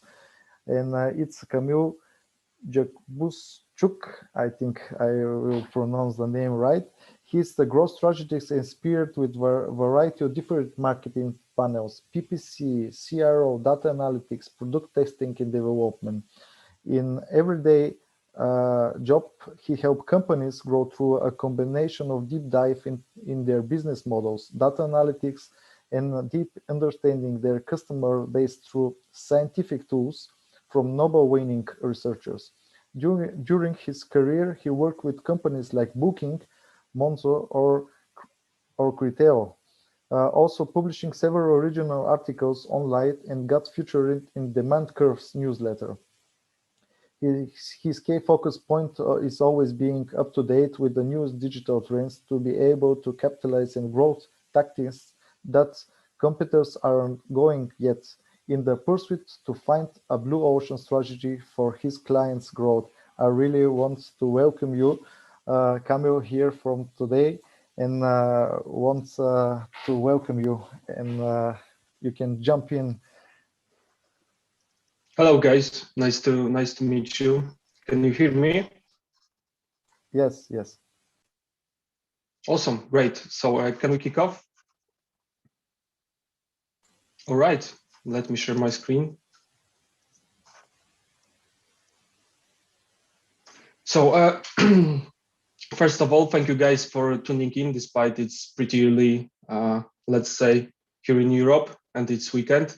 So I'm glad you find some time to tune in for my presentation. And today we are going to talk about the behavioral science that is going to be used more and more, I think, in 2021 and beyond. And I guess let's start with an ugly truth that big tech companies are influencing our brains on a daily basis. And this is fact. This is not something we can discuss about. This is proven fact. And what I want to show you now is something that can either help you make better decisions by understanding how companies are trying to influence your actions, or use those principles to drive your own growth. It's a matter of your choice. This is a double-edged sword, and you have to make your own call if you think it's ethical or not. Let's move on. So I guess it's time to spread the word and start using this knowledge too, because like I said, this is mostly used in big tech companies when they have behavioral sciences teams, or they have, or even centralized teams that do control the whole growth process, when they really put a lot of emphasis into behavioral studies over their own clients. And companies like Facebook, like Google, they even have internal knowledge that no one else have at this moment, because they have such a huge databases.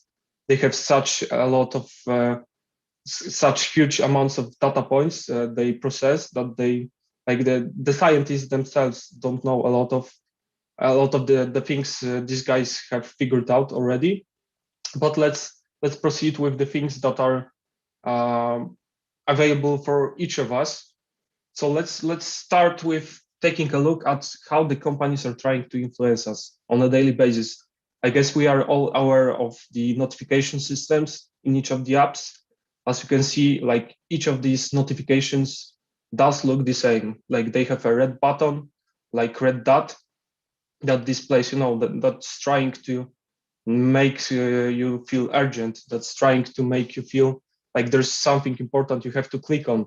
And that's a very important part of building habit of using the product. And look how all of them are designed.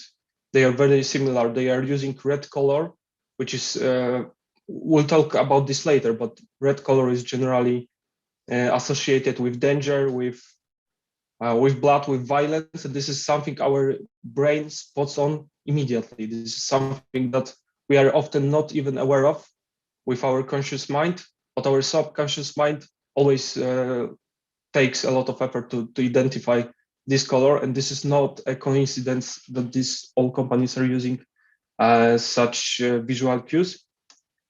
Let's move on to the things that like one of the best examples of using behavioral science, in my opinion, is booking.com. I guess like everybody here, at least once or twice in their life made booking using their portal. And they are absolute masters of it. Like you can see here, I only noted the social proof that they are using, and we'll head to this later on. But you can see like they're straight at your face. They are displaying a very good review. It's always a good review. They are displaying stars. They are displaying big photos. And this is actually also important because this part is called social proof. So they are trying to feel like other people are booking this place too. Other people are loving it. And through this, they want your subconscious mind to feel like this is a great place to go. And the same goes with big pictures. Big pictures are usually used to appraise your perceived value of something. So they always display a huge picture that they choose themselves often to make you feel like this is a great place. And let's take a look at the booking page itself.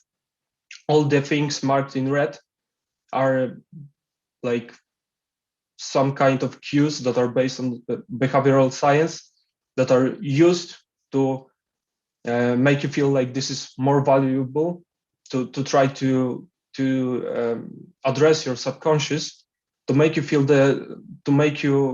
like book this certain room. So as you can see here, they list a ton of things that are not necessary for like most of people around. Like they even list toilet paper, like this is some kind of huge amenity, but in fact it's all about making it look big. So we feel like there's a lot of things that are included in this deal. Here you can see that the prices are almost always discounted because like they use the feeling of this is a great deal. This is called framing effect. Later on, you can see the scarcity, so limited time deal, like pick now or you lose it. This is a very often used principle. We'll also discuss it later. Then you have some bonus, earn 26 euros credit.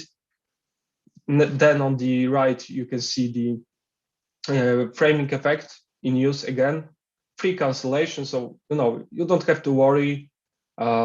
Let's make a booking now. And if you don't like it, let's cancel it later. No prepayment needed. So come on, make a booking, it's like you're not risking anything, right? And here you also have a framing effect. They make you feel like this is quick, this is immediate, and at the last part, they make you feel like, okay, this is a social proof in use again. Like other person is looking at it, and your brain starts thinking immediately like this is scarce. Somebody might take it. I want it more. So let's head on to the next slide, to the Amazon. As you can see, I picked the just socks. Even socks have a lot of the product card is built in a way that even socks seem to be great and awesome. As you can see, these are probably the best socks you can buy on the planet. Like they have so many reviews, they have so many stars. I have to buy them, right? They are probably better than my socks. Then you can see that this is a bestseller, awesome stuff. Then you can see that there's a free return. Then you can see that, you can get a gift card. So not only you'll have the best socks in the world, you also get a gift card. So it's like no brain, I have to have it. Then you have a free return. So even if it turns out that these socks aren't great in the world, that's no problem. You can return them and search for even greater socks, And then you have fast delivery. So you are sure that your feet will get protected very soon. That's awesome. And last part, this is a very funny part. You can have some sort of like secure transaction icon. And this is actually pretty interesting because I know we are all aware what Amazon is and we probably trust them. But just putting this small sign here can improve the conversion rate. So just putting meaningless text like secure transaction, putting some safe logo around it, makes your brain feel like this is a safe place. And this is actually proven by a lot of research, and even small companies that nobody knows about are using this tool. So, and last part, this is one of my favorite examples. So this is something called using contrast. So this is appealing to something we'll also discuss in a minute. So System 1 and Animal Brain, and basically our brain goes crazy for contrast because historically the contrast was danger, right? There was a, I don't know, wolf in the woods. There was, I don't know, fire, something that stands out a lot, and our brain goes crazy about it, so hard that contrast ads like this are abundant on some ad platforms like Facebook, Google, etc. And as you can see, like some companies like supplements, for example, use this stuff to like make you feel like I can be shredded, I can be fit, I can be bulky, like very fast. And what I really like about this ad is that they probably just replaced one dude with another dude. I don't think this is the same guy. But most people won't even notice. Like the System 1 will turn on in our brains and we will think like, okay, this is great, or at least it will grab our attention. So, so how can I use this knowledge to my advantage, and what exactly are the cues used by these companies and the cues that can be used by you? So let's start off with System 1 and System 2, and let's speak about the animal brain. So I think what's important about this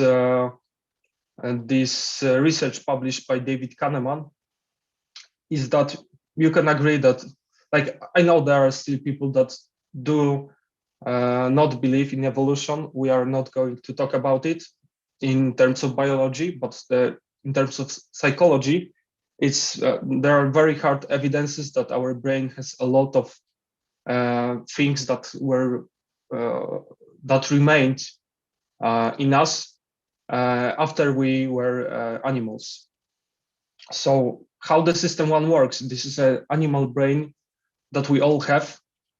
And this is something we spend 95% of our day only within this animal brain. So this brain wants to, the main function of this System 1, the animal brain, is to keep us alive, right? So this brain is triggered by contrast, as I said.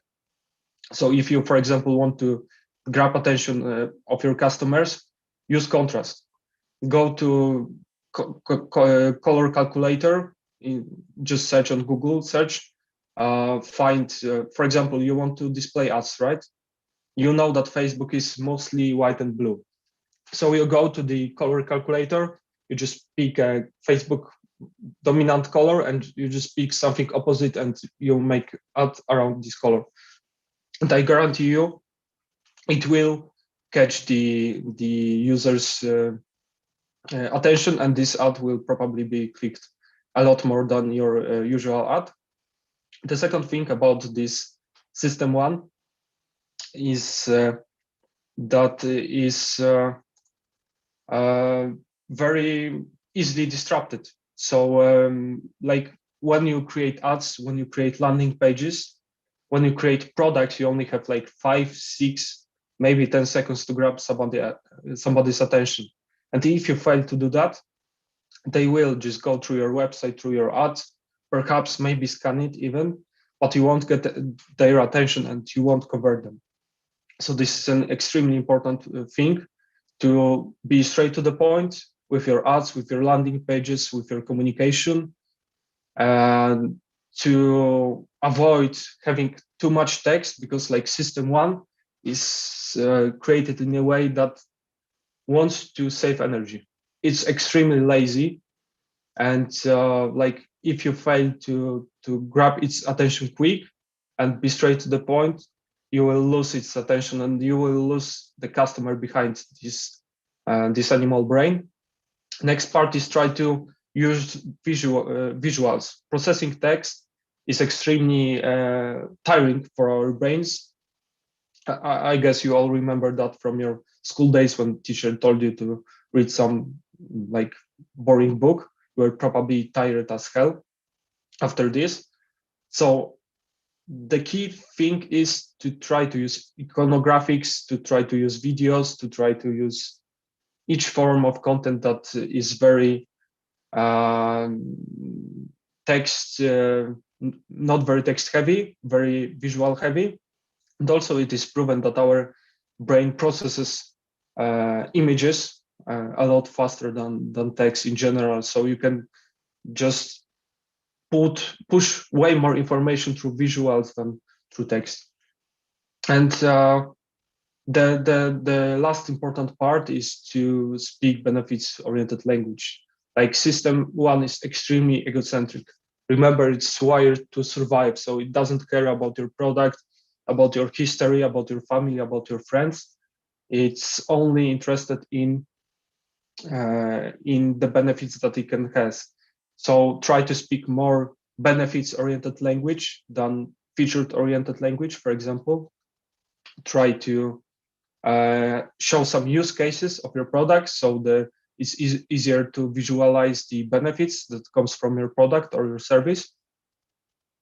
And like try to think of your customer as, I know this is pretty brutal, but as somebody that doesn't give a heck about your solution too much, and they just want to be happy with it and just try to do everything to make them happy, to make them visualize their future with your product as a happy place to be.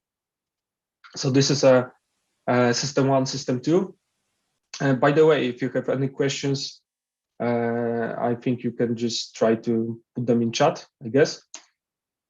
So next thing I want to talk about with you is influence principles formulated by Cialdini. And like, if you have ever bought anything from car dealer, from any salesperson, I guarantee that consciously or unconsciously, they've used one of these principles. Because like they are taught in each training, each sales training, each sales webinar, each sales text, there's one of them at least that's being used. This is like a Bible of persuasion. So there are 6 principles originally. There's 7th now, but it's hard to distinguish. So let's only focus on 6. And first of all, there's a principle that's called reciprocity. So basically it states that after we give something to somebody, it's easier for us to obtain something from this person that we're given something. So this comes from our social tribal culture, when we were wired to, help each other, because surviving on your own was not an option. And we feel a very strong internal urge to give back after somebody makes something nice to you. So try to push helpful content, try to give value in any form possible. Like your client, for example, you are a salesperson, right? Or your sales team receives some stupid question from your customer. Don't ignore him. Don't make him, feel bad about asking this question. Help him out, and you will see that he will be far more likely to actually buy from you. Try to push helpful content, blog posts, videos, tutorials, etc. After somebody reads content like this and you've actually helped them, there's way higher chance of them buying from you. Then make it as easy as possible to initiate conversation, interaction. So basically, like there's a principle that's called consistency, and it's also sometimes called foot in the door. So once somebody, for example, gives you at least a few contact details, it's far easier for you to ask for more. Remember about that. Make sure that users feel like others are using your product too. So this is the social proof we've discussed before. So you can display on websites that there are like 20 people visiting this website. There are 30 people that wants this product. There are 3,000 reviews of awesome socks. Feel like others want your product too. Then there's a principle of authority. So try to use recognizable people and brands, and this way you'll be able to influence people. You can just display, I don't know, like if you are not well-known brand, you can just display logotypes of Google or Facebook on your website or whatever system you are working with, and this theoretically can prove to higher up the way that your customers feel about you. The more scarce something is, the more we want it. So this is a principle of scarcity, something you've seen on booking.com. So if you see that, okay, somebody is also wanting this room, there's only one room left, you immediately feel like this room is worth far more than it would be if nobody would be searching for it. Or if there's a last item in the shop, you want it far more than if there were 10 more of them. And the last one is principle of liking. Speak your customer's language and be humble. Like the more, this is pretty obvious, but the more people like you, the more they want to buy from you, for example. So remember about that. Don't be too cocky and don't be like too higher up about yourself, because this is the something that destroys liking immediately. Then there's cortisol and dopamine. So trying to think about your whole conversion journey from your ad to landing page to receiving product, if you are e-commerce store, for example, as a fight between cortisol, so a hormone of stress that makes us feel bad, that makes us feel depressed, and dopamine, the hormone of happiness that makes us feel wonderful. You want your customers to have dopamine shots as often as possible and as least cortisol as possible. So the way you can think about it is just to go through your whole conversion journey, through your ad, through your landing page, through receiving product, and find places that might induce stress, that might higher up your cortisol. So I don't know, very, very hard delivery page when you have like a lot of details unnecessary that you have to fill in, like some ad that enacts negative emotions, some colors that might be, too bright, too like distracting, too much text, that all hires up your cortisol. And on the other hand, there's a dopamine. So each time you display happy people, that you make your customer happy through, easy process of ordering, some additional benefits you receive after buying product, I don't know, like extra samples or something, this hires up the dopamine. So you want as much of this as possible. So yeah, identify the pleasure and stress points and just make sure you lower up the stress and empower the feel of feeling great.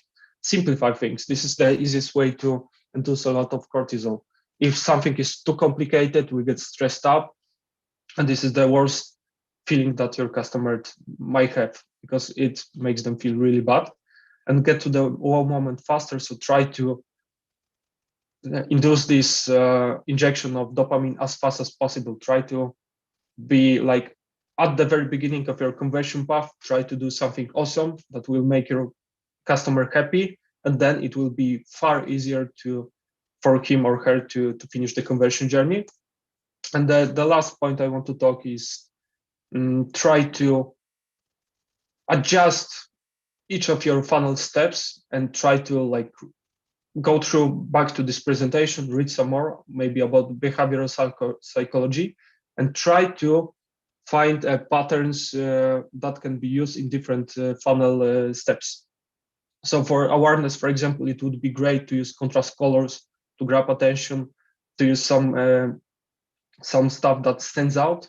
For evaluation, it's great to have framing effects, something you've seen on booking.com, where we try to make customer feel like the product or service is more valuable than logically it is. And for sale, it's great to use some social proof, something that, you know, I'm considering if I want to buy, if I want to leave my details, I'm not sure. And then you push something like, okay, 10 people are thinking about this product and this is the last product, make your buy now or you won't have a chance. So this is something I want to leave you with. Try to go through your funnel, try to identify places where you can use those behavioral techniques. We are very short on time. I don't want to extend, but just think also about the ethics of it, because now I'm giving you tools. You know that a lot of other companies are doing it, but you have to feel good about using those tools too. Each one of us and each company has to evaluate whether some techniques are ethical or not, but make sure you feel good about what you're doing and make sure that you are helping actually customers, not trying to be too sketchy, right? If you are selling something sketchy, please do not use this. But if you are bringing value to the customers, try to utilize this, because actually you can help them. Yeah, that's basically all from my side. If you have any questions, feel free to ask me, reach out to me. Thank you, Kamil. Thank you very much. I was preparing 1 or 2 questions, but you pretty much answered it from your presentation. So we are going, you can stop your presentation right now. All right. And, we can move on to our next panelist. And thank you guys for tuning in. Thank you for coming. Thank you. Cheers. Our next panelist is Monique Idemudia. It's the founder of Dragon Digital Marketing, a digital marketing agency for small business based in St. Petersburg, Florida. She's passionate about educating and inspiring small business owners to build an online presence and grow their business with the power of great digital marketing. She's an executional-driven consultant that not just talk the talk, but also walk the walk. Besides running a digital agency, she enjoys speaking and serving as an educator. Right now, we love to hear her with topics how to accurately predict future trends and gain a competitive edge. So Monique, thank you. You can start. Hi, thank you so much for your introduction. Yeah, my name is Monique Idemudia, and I'm a digital marketer and the founder of Dragon Digital Marketing. And we're a digital marketing agency based in St. Petersburg, Florida, and we help small businesses to build an online presence and create amazing content and grow that way. Digital marketing is constantly changing. It's a very dynamic industry, and trends and fads come and go. So how can you accurately predict future trends and gain a competitive edge by adapting faster and getting those early adopter benefits and not falling for fads and invest a lot into them and then they fade away? Think of it like this. A lot of things come down to being customer-centric and providing a better customer experience. And most of us can do a better job at that. There's always room for improvement. When there's a new trend coming, ask yourself, how can this be used to provide people with a better experience? More and more things are becoming commoditized, and people can find somebody else who offers similar products and services, but nobody can be just like you and offer them the same experience. Customer experience is an amazing differentiator, especially since so many businesses can't really articulate what makes them unique and why people should buy from them. With that in mind, it is important to use trending channels in a profitable way. You'll get a lot of early adopter benefits when you make use of trends like audio content and podcasting, for example. And there are many ways to leverage a trend or a trending channel. One marketing channel can't just be used in one way. Let's stick with the podcasting and audio content example. That doesn't mean that you have to start your own podcast. You could be a guest on other people's podcasts, or you could sponsor a podcast, or place ads in a podcast, or repurpose your video content and upload that, or create audiograms for social media, and so on. So there's a plethora of possibilities to leverage trends without getting in too deep and investing a lot into something when you're not sure if it'll be worth it yet, and you're not sure if you're going to see a positive return on investment. Because everything that we do in our marketing should be ROI driven. You can tap into trends and get your feet wet with them without getting locked in and risking to waste your precious resources. There are plenty digital marketing trends to keep an eye on because they offer real values and benefits to businesses and their customers, and they're not just gimmicks that are entertaining. That's what makes a trend very, very likely to stay. So let's dive into some examples. Live streaming is a digital marketing trend that is becoming increasingly popular because it just allows us to build better relationships, and people can see how you interact, how you speak, how you move, and how you just are as a person on live video when it's the raw you and it's not edited, and it's so much harder to fake it, and people like that.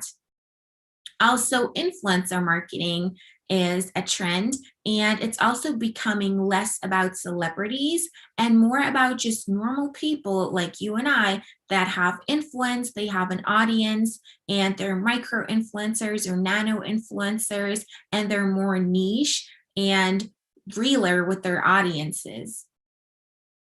And goodwill and purpose-driven missions for brands is another trend that I've been seeing. Brands need a purpose. People like to use products and buy from brands that they really they can stand behind them, and they share their core values. So they have to stand for something and clearly communicate their purpose and their mission.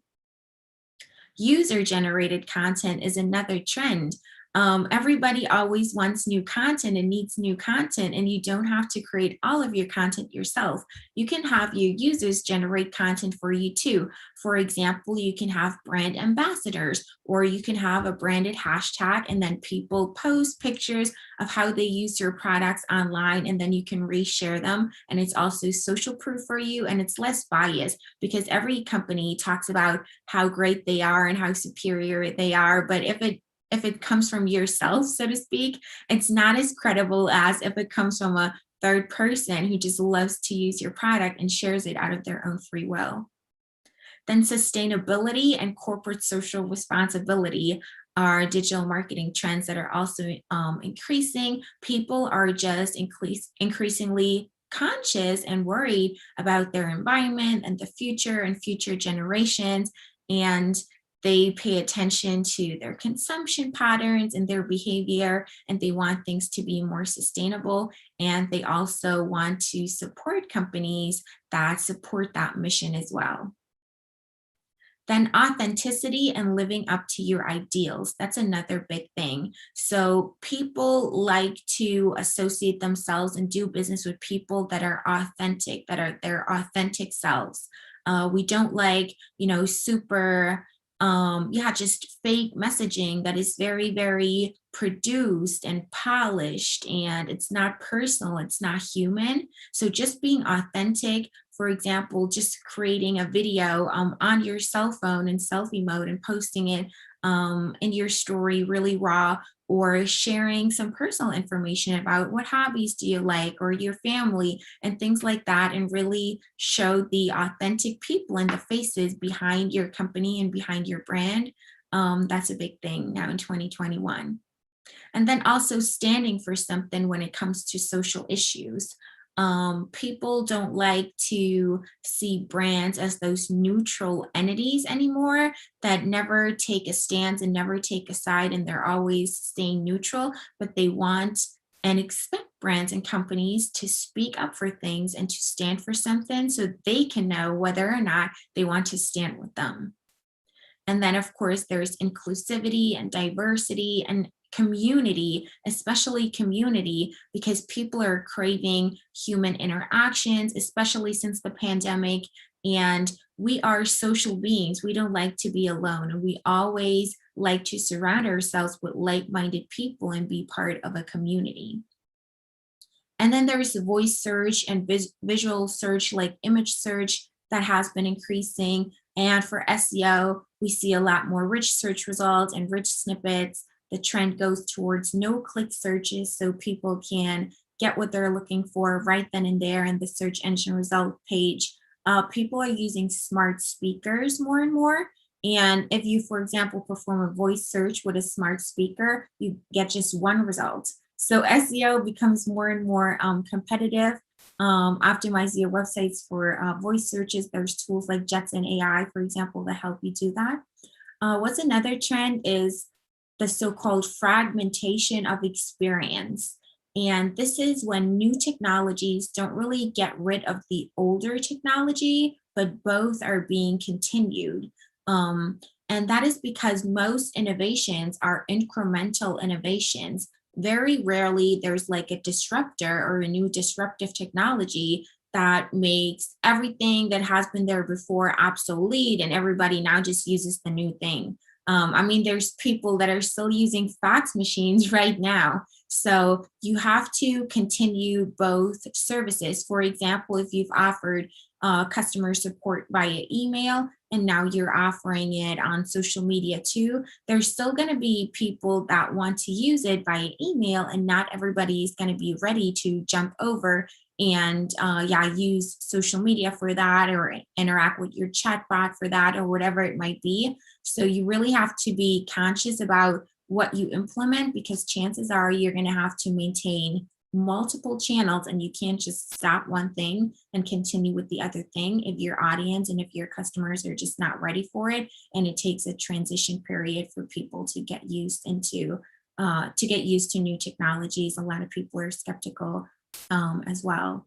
And then, of course, there's the audio and voice trend. Voice marketing is a huge trend. Podcasting, Clubhouse marketing, Twitter Spaces, just social audio in general, because people are more and more busy and want to do things as a sideline and just listen to something while they can take care of other things like household chores or when they're commuting, whatever it may be. So also keep that in mind when you're creating content, that a lot of people, I mean, we work with multiple screens. We don't even just look at one screen anymore. We have multiple things open at all times, and people are doing other things on the side, and they're not really focusing completely on your piece of content. They're probably not reading your entire article word for word. They're skimming through it. And keep that in mind and create content with that in mind, so it's still easily consumable for people, and people will come back to you because they get the key takeaways that they expect out of your content, and they learn what they intend to learn. And then the trend goes towards easily consumable content, short form content, social media stories, YouTube shorts. So people want everything very, very quickly. But there's also this counter trend, so to speak, involving, which is long form content, because long form content, it tends to rank better in Google. It also helps you to build relationships better. And the goal there is to really give people one source to create one piece of content. And that's going to be the only piece of content that they'll have to consume to learn everything that they need to know about a certain topic. So it's either super detailed or comprehensive, or it's very, very short. So those are the two opposites.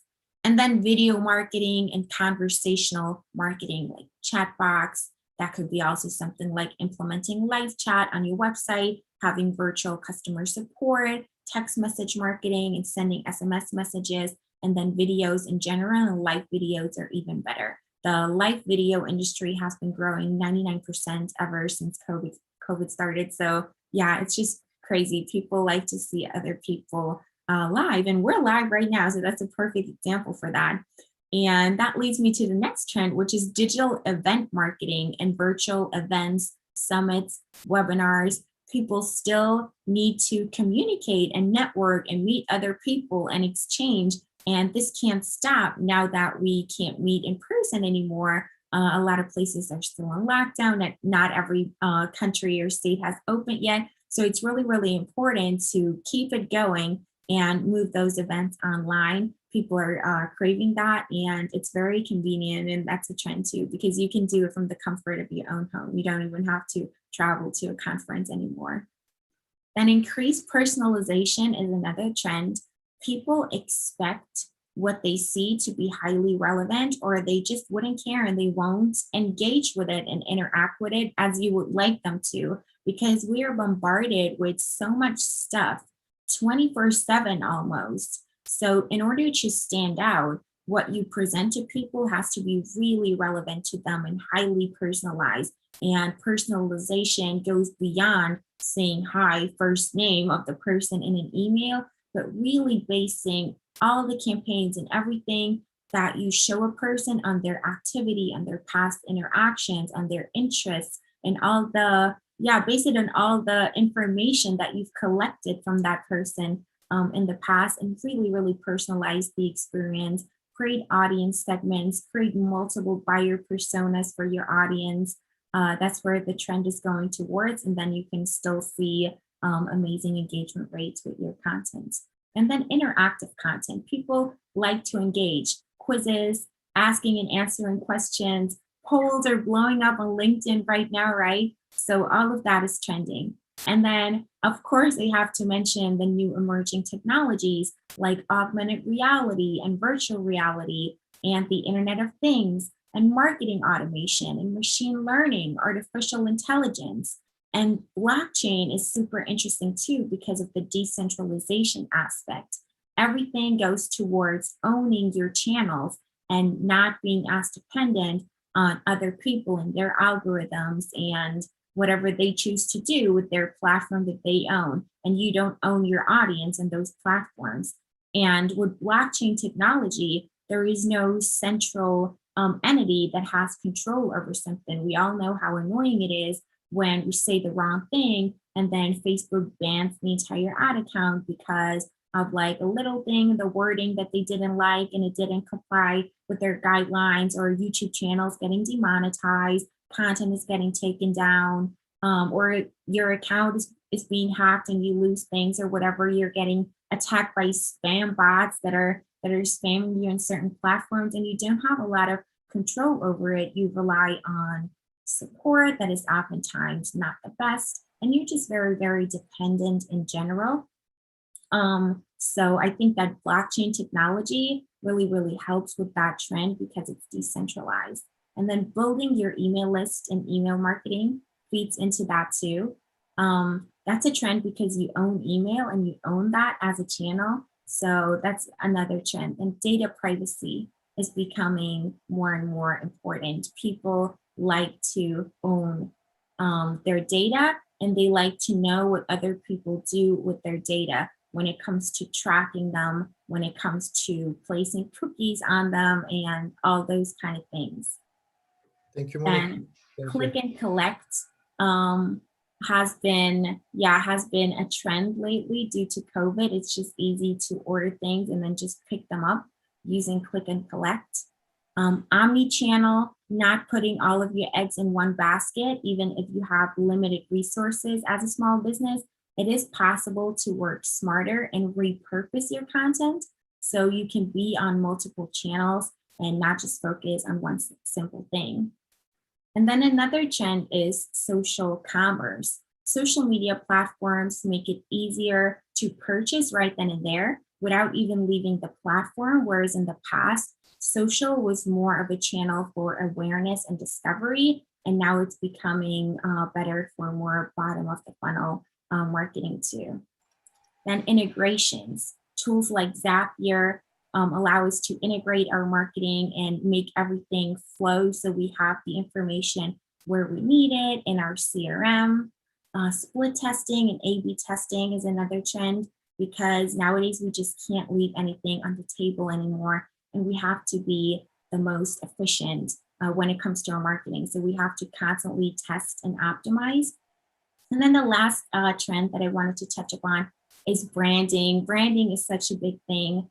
Building a brand is really something that I recommend you focus on for your business and for your company in 2021, because it has huge advantages if you have a brand and you build your brand. And also for yourself, consider building a personal brand for yourself too. So whenever a new trend comes up, think about the long-term value add of it for your industry and for your business. There's no general answer for everybody, and then invest accordingly. And that way you can accurately predict future trends and distinguish them from fads and gain a competitive edge for your business.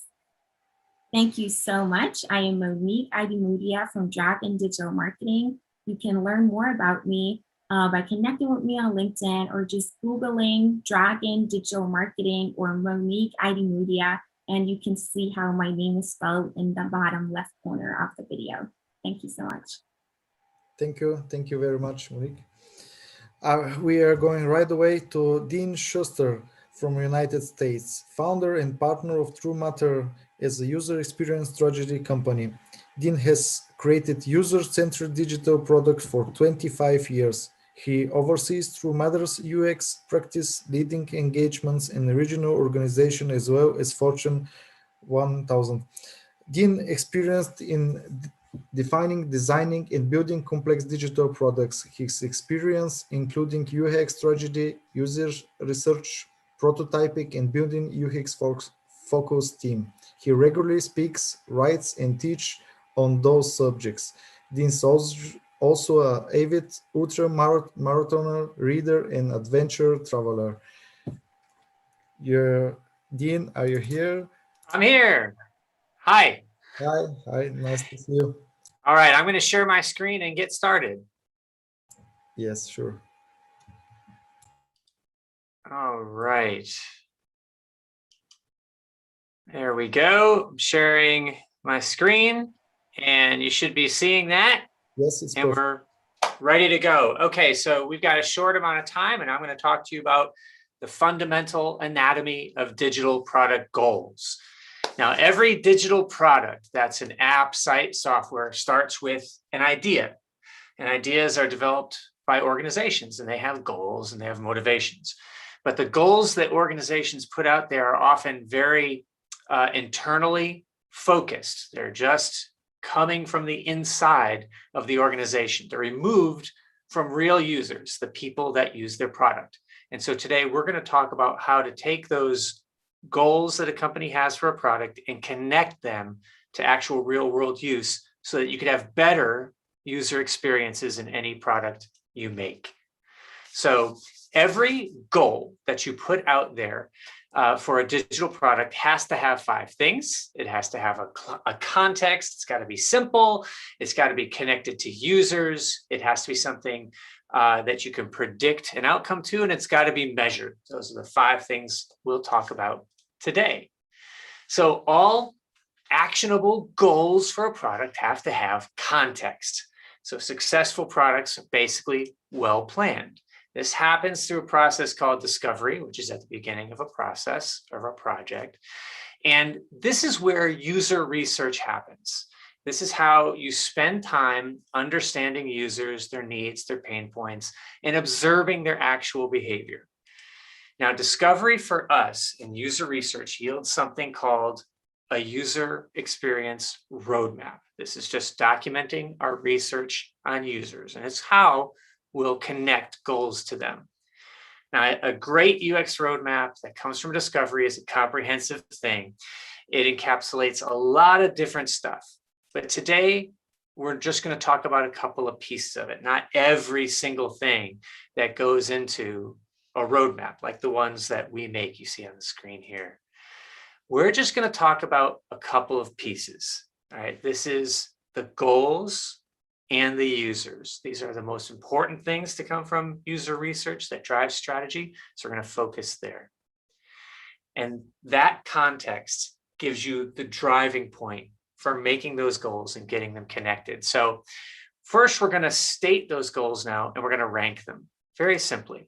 So now goals are big things, right? They're big, high-level statements. They're connected to business strategy, and they basically tell you how you're going to get some big desired outcome, like maybe you're going to double revenue in 2 years, right? So I'm going to describe to you a real situation, a company, and this is a real project that we've done.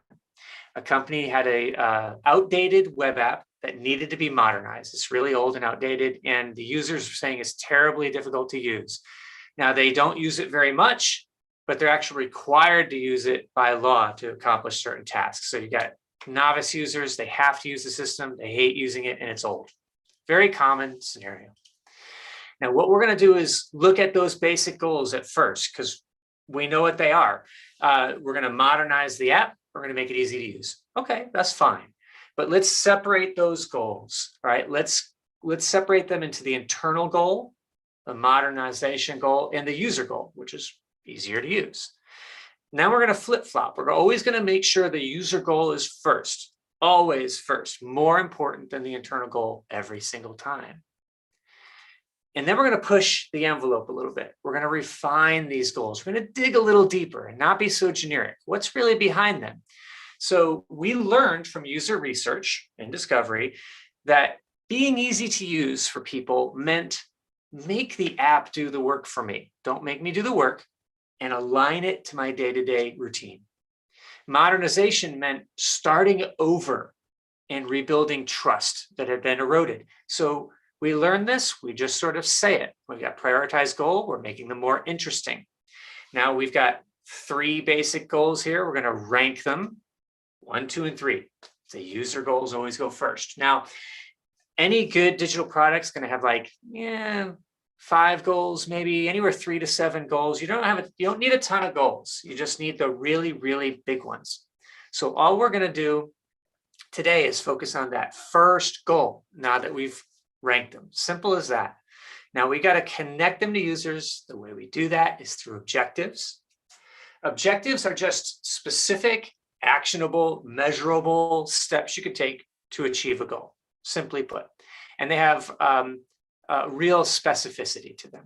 So we're going to look at our first goal. This is all we're going to focus on. Make the app itself the expert, right? That's make it easy to use. That means aligning it to my task and goals and making it do the work. We just restated it in an interesting way. We're going to add an objective to this, specific and actionable. In this case, we're going to make sure that the app does a step-by-step approach or a wizard-based approach. That's going to help us let the app do all the work. Simply put, we know this is how we're going to achieve that goal. Now, we may have other different objectives for that goal, like automating things so people don't have to type in everything, or simplifying language so that it's easier for people to digest. Those all work to serve that one goal. And here we have 3 objectives for that goal. They're very direct things that can get us to that end. Great. Okay, so far so good. Goals have objectives, no problem. But these objectives are only positive for us insofar that they predict something good will happen. They predict a successful future state. So what we're going to do is make an educated guess about every objective. It's just a good hypothesis. We're going to try to see that if we did this thing, if we did this objective, what good thing do we expect happens as a result?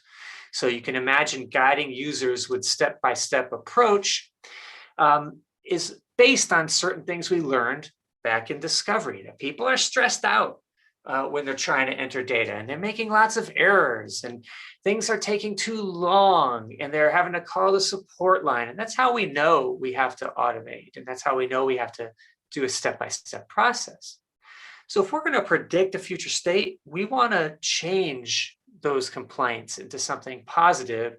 And so we want users to have less anxiety when they're using the app. We want them to make fewer errors when they're using the app. We're hoping they'll save time and do it faster. And we want to reduce the support burden on the company. We knew those things were happening. So our objectives have to be tied to that. And so we want to predict based on our objectives. And we've used a nice little model from Google Research's HEART framework, which you can look up, that calls these predictions signals. Now, we had some trouble with our users understanding what that was, our customers rather, understanding what that was. So we just call them wins. Everyone understands that. If we do this thing, we will win in a certain way. So all you do is attach this to your goal. It's really easy to do this. We have a goal, we have an objective, we've set up our wins. If we do a step-by-step widget approach and we help people in this way, we are going to expect to see certain things: less anxiety, less errors, saving time, less support. That's what we expect. We got to see if that will happen. All right. And we're going to extend that to every single objective we have for a goal. Boom. And we see this pattern emerging for each goal. Now, we also have to test our predictions by measuring them, right? We need evidence to see whether we did something right. So evidence is just proof from observation that we got what we wanted or we learned what we needed to learn. So now we have to look at metrics and methods to prove that we've got that win we were looking for. Now, metrics can't be vague. They've got to be very concrete. Like we can figure out failure rates and error rates in use of a system, or user satisfaction ratings, or how long things take to do, or how many calls does the call center get. We can figure that out. And we have specific methods to get those things, right? If you want to know about error rates, you can do a user test and you'll find out about error rates for tasks. If you want to find out about user satisfaction, you can do a survey. If you want to test how long things take, user testing. If you want to find out about call center volume, you can look at call center analytics. You can get these actual real numbers. And now, of course, we're going to go back to that grid, right? We're going to look right at our objectives and we're going to add these measures and how we're going to get to them.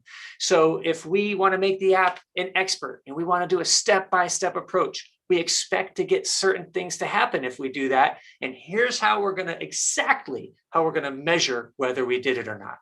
Now you've taken a high-level goal and a prioritized user-centered goal, and you've brought it all the way through down to exactly how you're going to measure it. That is powerful, powerful stuff that makes sure the things that you make are connected to users. Of course, we're going to do that with every objective in a goal, just like that.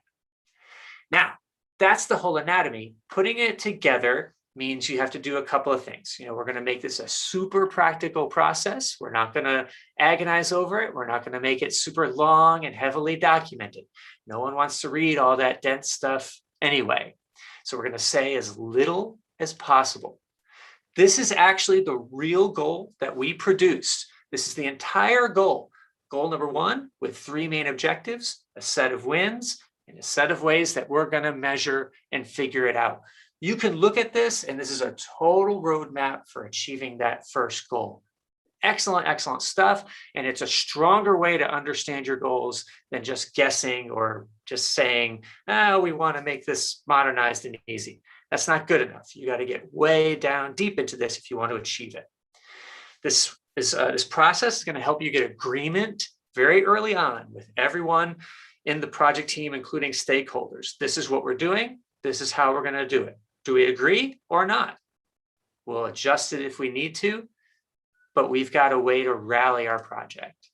And we got a way to guide what we build, because we could look at what we build and always refer back to these goals, always refer back to these users, and judge ideas based on them. Very important. Now, one of the superpower things you need to do in this event is you need to establish baseline measurements before you start working.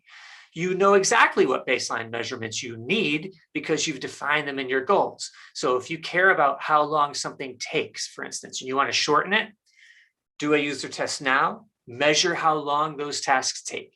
Then later, after you completely do your app and it's working the way you want, you're going to do a user test again, You're going to test time for task, and now you're going to know whether you actually hit that objective. You do the same thing for user satisfaction. You do the same thing for, let's say, call center volume. You compare and contrast the numbers you had before you started with the numbers you had after. And if everything goes according to plan and you do the things well and do them right and your numbers go the right way, you will have proven value. You have proven about how you save money, you have proven how you save time, and that's going to allow you to keep going, to keep doing more work. Because when you can prove metrics like that, the people who spend money on projects want you to do more. So that is your basic secret weapon. We've done this before. We found out that people spent a lot of time maintaining a site, and after we were done, significantly less, saving a ton of money. Let's keep doing more. You could also manage buy-in with unruly stakeholders by showing data like this as you go through, all based on goals. So basically, this process helps you think about digital products differently, connect them to real users, and absolutely pour rocket fuel on your project. It's amazing that more people don't do this. You should be doing this for every digital product. It's reality-based, it's user-based, and it connects you to actual strategy. So you have to level up your game. And I think mostly I would encourage you that you could totally do this. What I've shown you today is actually quite easy. It just takes some research in the beginning and some thought, and you could absolutely do it. And that is my talk, sub 15 minutes. And you can find me online, talk to me more about it. I'll hang out if you want to ask some questions later on. Thank you for listening. Thank you, Dean. You can stop your sharing screen. All right, that's what I'm doing right now. There we go. Stop share. So it's good. Now we are moving on to our next panelist, Barry O'Connor from Tiki. Barry O'Connor is a seasonal player, just to put him on the screen, in tech industry, having driven the leading edge of several waves, including early internet, e-commerce, mobile data, and now first-person user data. His approach can be assumed as strategy with effect. Those effects whose include significant revenue growth, enterprise transactions, and marketing changing movements. He has been successful in conserving, building, and commercializing change in both advertising and executive capacities. Barry has worked with some of the largest corporations as a catalyst for change by driving innovation from the core, and also with over 30 markets changing startups as both an advisor and investor. Barry, you're welcome here. You have the stage now. Thanks, thanks, guys. Good morning from Ireland. Good morning. I hope you're all doing okay. Now I'm going to. Can you see this? Not yet. How about now? Yes, we have it. Okay. Okay, I'm going to talk to you about some issues in the marketing space that I think are kind of critical at the moment. I'll be as brief as I can. So I see 2021 as being a year of data provenance, and a year where we need to understand data provenance because it is becoming more and more relevant across several dimensions. From a regulatory perspective, from a data consumer perspective, and from a community perspective. So I'll start with the regulatory pressure. I mean, we're all familiar with GDPR and what's happening with CCPA, but there are others out there in Brazil and South Africa, and there are more proposed. So what's happening in terms of consumer data and privacy of consumer data and access to consumer data is becoming a global issue. I think a lot of the big players have had a free hand to build services and extract data in a way that is unregulated and uncontrolled for too long. And I think now that regulators and legislators are beginning to wake up to this fact and starting to address the invidious nature. I mean, we've all experienced a situation where we had a conversation a couple of months ago about something and we start to see pervasive ads about it permeating across a lot of our channels. And it is irritating and it's not good. But it's what's actually happening with that data to generate that is the thing that's quite scary. And the profiling that's being done on us, that conversation may have happened 2 years ago. That serves up an ad that's relevant to you now, which is quite a scary thought when you think about all the data that we are sharing and information that we are sharing on social networks. So in Europe, it's been quite interesting. There was a case in the Court of Justice in the European Union, a German company, Planet 49, where the issue around placement for consent is not necessarily valid by ticking a box, which is something that everybody thinks, I'm fine, I'll just include a tick box, it's fine. That's not actually enough in Europe. It's been proven. I'm scratching at a very light view over a lot of these issues. Schrems is a very interesting one because that potentially is a big issue for the global players. The issue there is that data acquired in Europe cannot cross the Atlantic. So if Google are acquiring data in Europe and elsewhere, and they want to repatriate it back to the US for analysis and action, they're not allowed to do that with data that originates from the European Union. Now, if you think about that, that's quite serious. In the world of cloud and access and globalization of data, that's quite significant when you think about all the users in Europe. So there's a lot of work going on at the moment to appeal this, and a lot of the appeals are running out. So it looks like it could be enforced, which is going to be very interesting. Again, it's a recognition by Europe that data and the transfer of data is something that needs to be addressed. I think control is too strong a word, but it's something that needs to be addressed. The next issue is the data consumer pressure. Now, as we know, Google are giving up on cookies next year. So they have developed a sandbox that produces something called Flock and Fledge, which is a federated learning from cohorts. And it's actually worse than cookies. When you get into it and you look, it actually extracts more data and is more invidious than cookies were. So the reaction from the marketplace has been very interesting. The one that's getting all the attention is iOS 14.5. A lot of people are seeing that. But given that Apple only have 20% of the mobile market, it's kind of not that significant. The one I think that is far more significant is WordPress saying that they're not going to deal with it. WordPress run 30% of the world's websites. They may be very small, but they add up to 30% of the world's websites. So that's a significant number of websites that are not going to be extracting data in this fashion.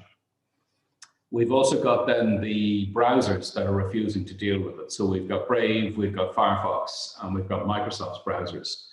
They've all said that they are not going to deal with these post-cookie approaches from Google because they are so invidious.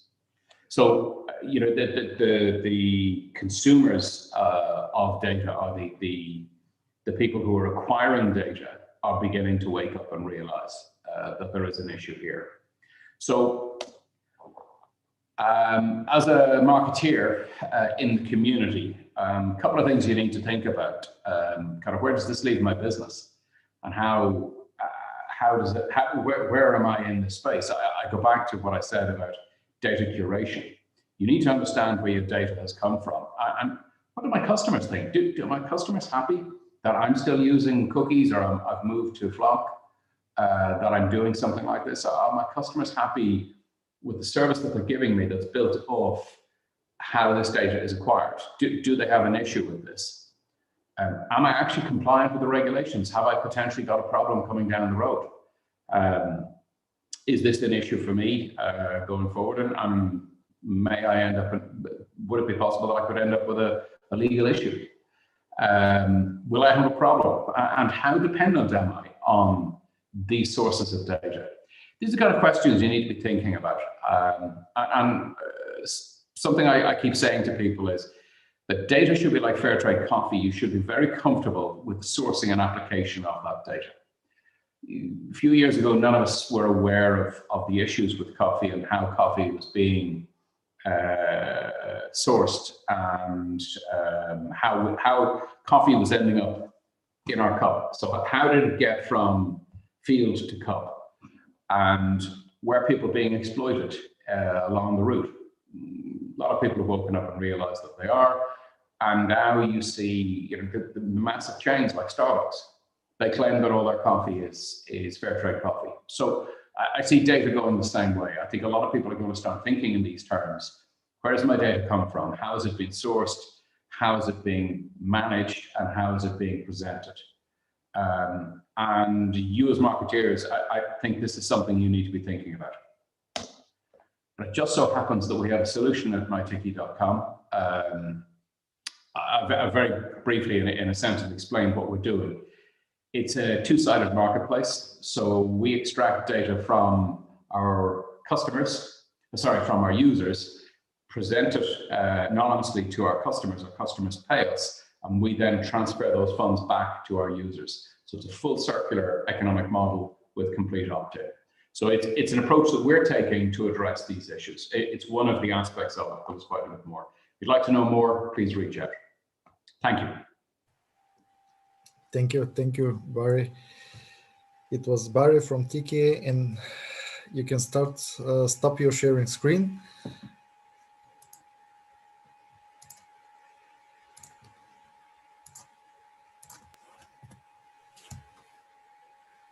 Thank you, Barry. We're moving next to our next panelist. Is Vladimir Manuel from Philippines. His topic today is lesson from digital marketing in the Philippines, applicability for other markets. Vladimir is a passionate and several corporate entrepreneur, having initiated, developed, incubated, and managed new offering business lines or companies. He has previously confined 5 non-profit and served on the board of many others related to social empowerment, youth and women development, and leadership, of course. His digital experience covers more than 2 decades, as he created Filipino.com in the middle 90s. After graduating with honors from Fordham University Graduate School of Business, he joined SAP America as part of MySAP.com strategy team, and later as community manager, joining a Silicon Valley consulting startup during the .com days. He made his way to Digitas, now part of Publicis Group in the Silicon Valley. And welcome you, Vladimir. You have the floor now. Thank you so much for having me here. Can you guys hear me okay? Yes, it's looking good. Okay.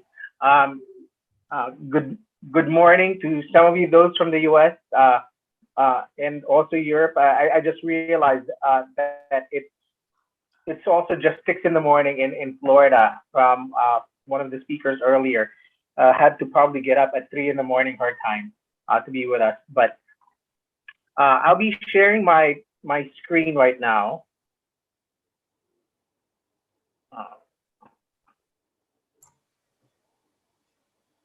Okay. So essentially, it's a privilege because I'm learning so much from the various speakers here.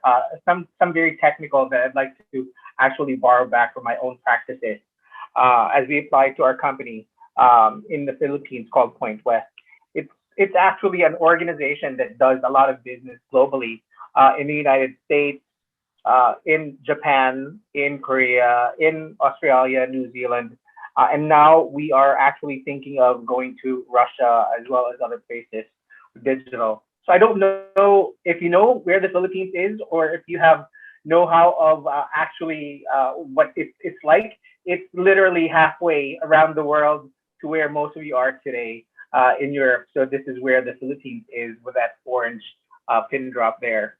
And it's very interesting because it's in the heart of Asia, as we would like to think of it for ourselves, because we are literally a couple of hours away to Japan, a few hours to Australia, 3 hours to Beijing, and so on and so forth.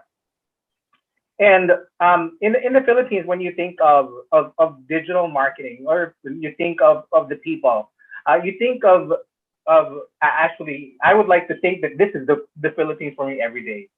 This is one of our areas in the Philippines called Palawan.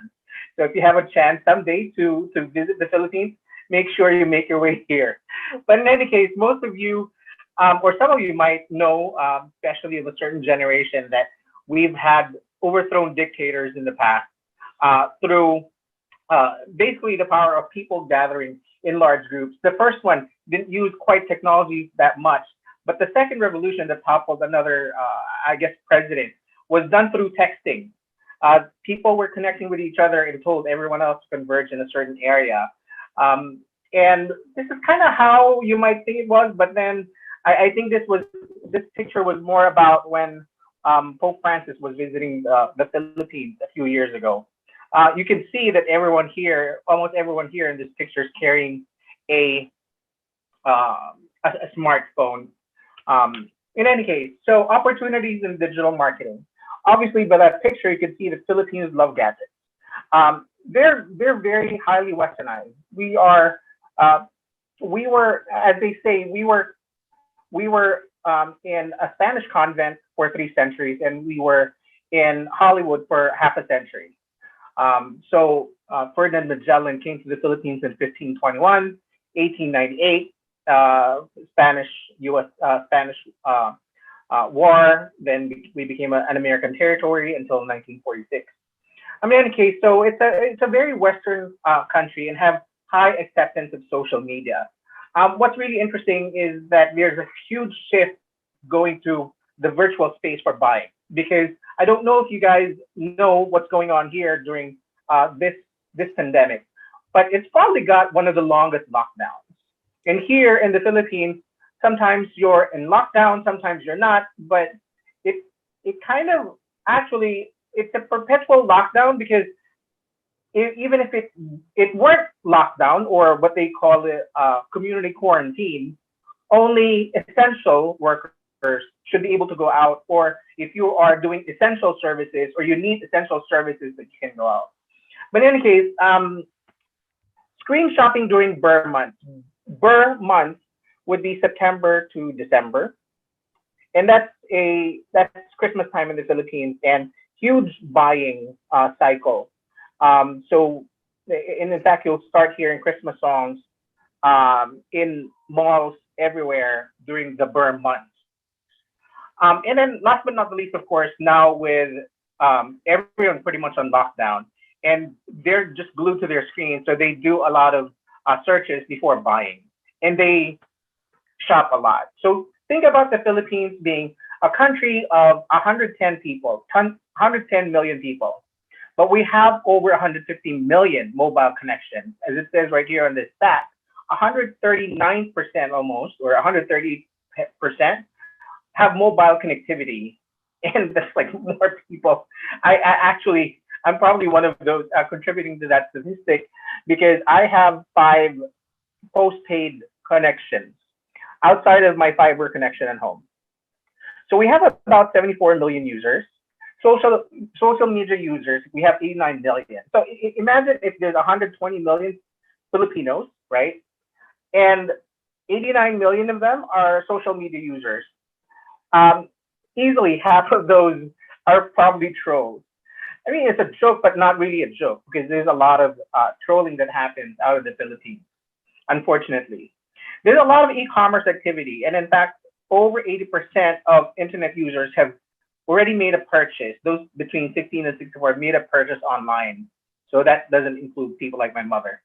But if you look at the digital ad spend, what merchants spend on digital ads, it's a pittance.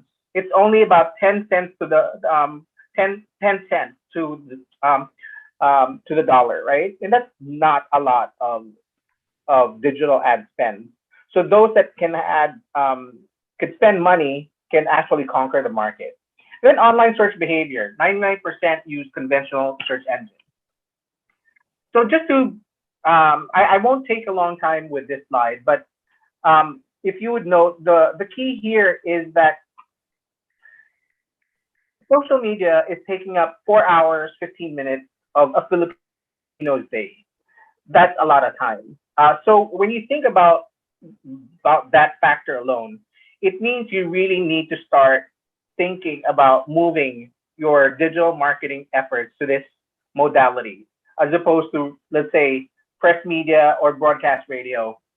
And I'd say watching TV is still up there, but a lot of, it's also a weird phenomenon because in the Philippines, I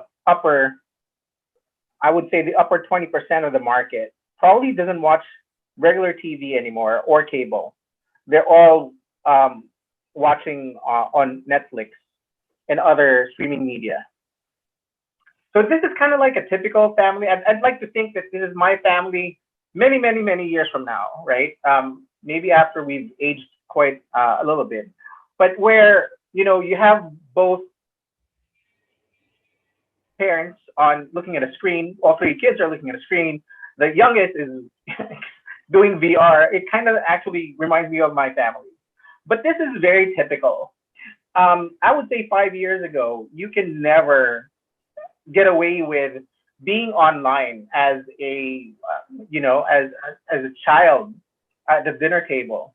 But over the year, because of this pandemic, there's now everyone is like online all the time, right? My son is 12 years old right now, 13 years old.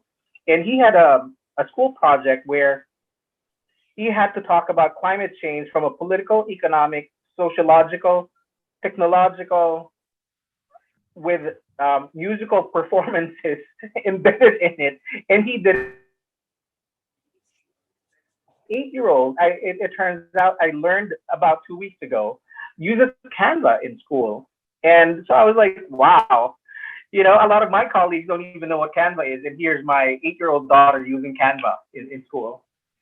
So anyway, social media is life. And I'll quickly breeze through this. So if you look at YouTube, so that's where we get most of, or a lot of Filipinos get their entertainment these days, and Facebook. So this kind of tells you where to find your customers. Even B2B, selling B2B, you need to use Facebook only because, or at least try, right? Do some A/B testing. Last year when I did some call for consulting services, I actually had more hits from Facebook equally, and I spent equal amounts of money in both Facebook and LinkedIn. So some challenges. I was afraid that when it was my time already for this presentation, that I was going to get kicked out of the internet because I think 20 minutes ago, I lost my connectivity. So that's one of the huge infrastructure gaps, as you can see right here, smack in the middle, right? We're 92nd for fixed broadband out of 140 countries. Even though in my own home, I have direct fiber and I'm subscribed to 100 megabytes per second, and I still lose connectivity. Go figure. One of the biggest challenges is digital marketing awareness. That's because a lot of, I guess the senior leadership in a lot of different companies are not as digitally savvy, right, as in other countries. But it's changing. So there's hope in that sense. One thing that I would like for people to think when they enter the Philippine market is that it's also a sachet economy. If you see the picture here, they're pictures of little packets, right? There's shampoo, there's toothpaste, there's soap, there's laundry detergent. That's because the mentality in the Philippines is that they don't buy in big bulk quantities. because a lot of the working population are daily wage earners, they tend to just buy for what they need for that given point in time. So that's something to contend with. And interestingly, that picture that I had showed earlier, because of the pandemic, because there's a lot of movement from doing things face to face, a lot of it is moving online or has moved already online. The one thing though that's very different is, even if you were to go to an application, whether it's Lazada in the Philippines or Shopee, so these are like Amazon-like marketplaces, you still need to go to different merchants for what you need, and you have to do it in, you can do it in the same transaction, but then all of them put, their shipping charges.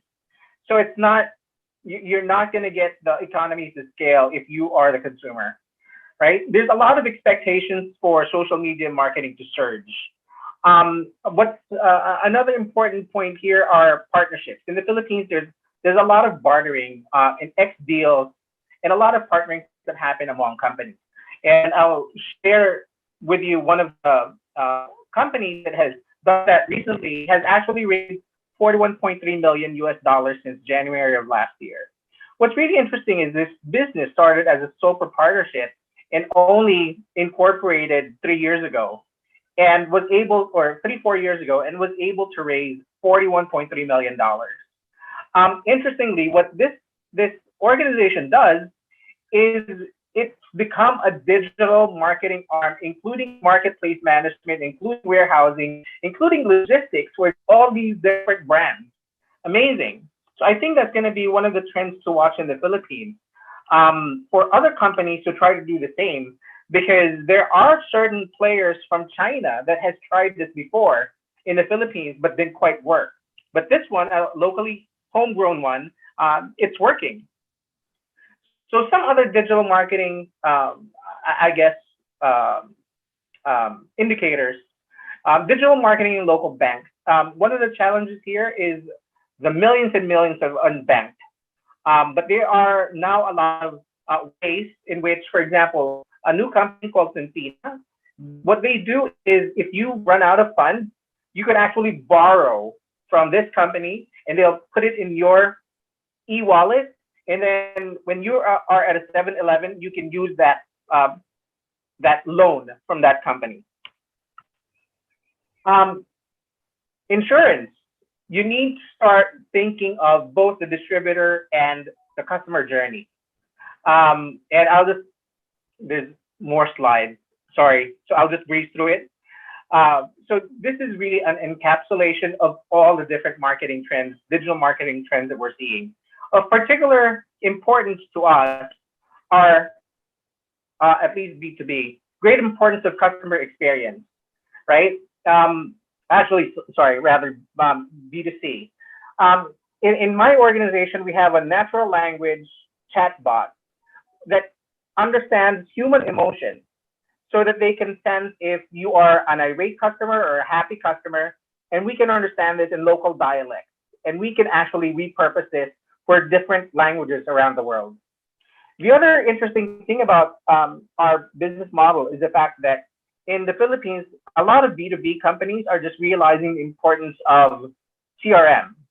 And we actually are partnered with a European organization called Creatio, where we have a low-code CRM in place for 360-degree customer views.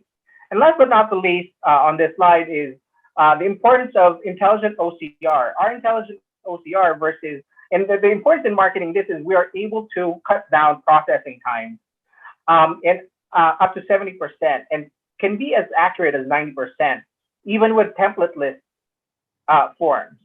So imagine that power when you use that for customer onboarding, customer service, customer support, and so on and so forth, right? And that's about it from me. Thank you, and hope you learned something here that you can take on to your country. And of course, another digital marketing trend is this template was not my original template. I just downloaded online. There's a lot of tools out there these days that weren't available to us 20 years ago when I first started in this business. So thank you very much, and hope you stay in touch.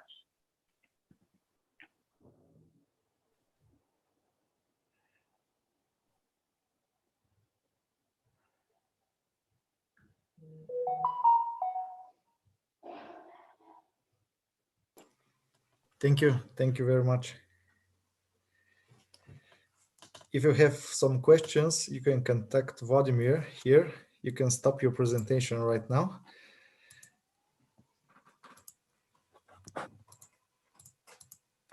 And we are moving to, yes, to stop it.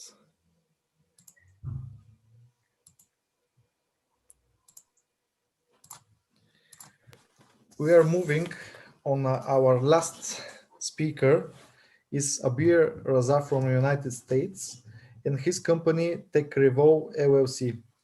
Abir Raza is a serial entrepreneur, author, growth hacker, business consultant, and keynote speaker. He's on a mission to revolutionize the world by helping other entrepreneurs disrupt their domains using emerging technology solutions. Abir is known for helping startups scale and enterprise businesses implement sustainability technology solutions using modern technology such as AI, blockchain solutions, AR, and VR. Abir started his journey in entrepreneurship many moons ago, but it was in 2016 when he bootstrapped TechRevo from his bedroom and scaled the company with 4 years into global tech giant, spanning in 3 different continents. This is really, really inspiring, and really, really love to help you, to have you here in the Digital for Europe. Abir Raza, the stage is yours. Thank you. I'm really glad to be here, and I'm gonna just put a stopwatch here so I can make sure that I finish this up in 15 minutes. So can I have the option to share my screen? Yes, you have it. Perfect. Yes, it's on. Okay, so my topic today is mission-based marketing. You know, like initially when I selected a topic, I was kind of a little bit nervous. I still am, sort of. But, you know, it's something that I feel very, very strongly about because, you know, it's something that we practice in our company. And it's something that I've seen, you know, companies that I admire sort of practice you know, create within their own ecosystem. So I'm going to go through this, and then hopefully you find some inspiration from this. So yeah, just to kind of give you an idea of who I am, I'm the co-founder of TechRevo, being a technology company that focuses on creating you know, change for businesses and society as a whole using technology, hence the name TechRevo. You know, essentially, our focus towards creating change has led us to be recognized as world-changing idea award winners for Fast Company. So, you know, we practice what we preach, and thankfully we're kind of getting recognized for it. We're also listed in a bunch of places at the top web development companies. There's that as well in the US. So kind of going forward, Nike. Nike's mission statement is to bring inspiration and innovation to every athlete in the world. If you have a body, you're an athlete. You kind of all know who Nike is and what they do. Their value proposition or their vision is believe in something even if it means sacrificing everything.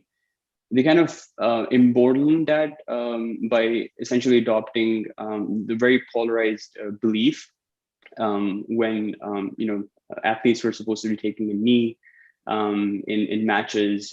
This was something that most companies shied away from or did not endorse or essentially criticized. Nike, on the other hand, took this to heart and they ran with it. And because of that, essentially, Nike was able to see a huge change in their revenue numbers. Obviously, you know, it's a mission-driven organization, and they push that mission no matter what the cost, but additionally, they were able to kind of capitalize on a new revenue source from people that are more politically apt and more engaged, essentially. This is another case study from Chewy. And this is a pet brand. Essentially, they sell pet products.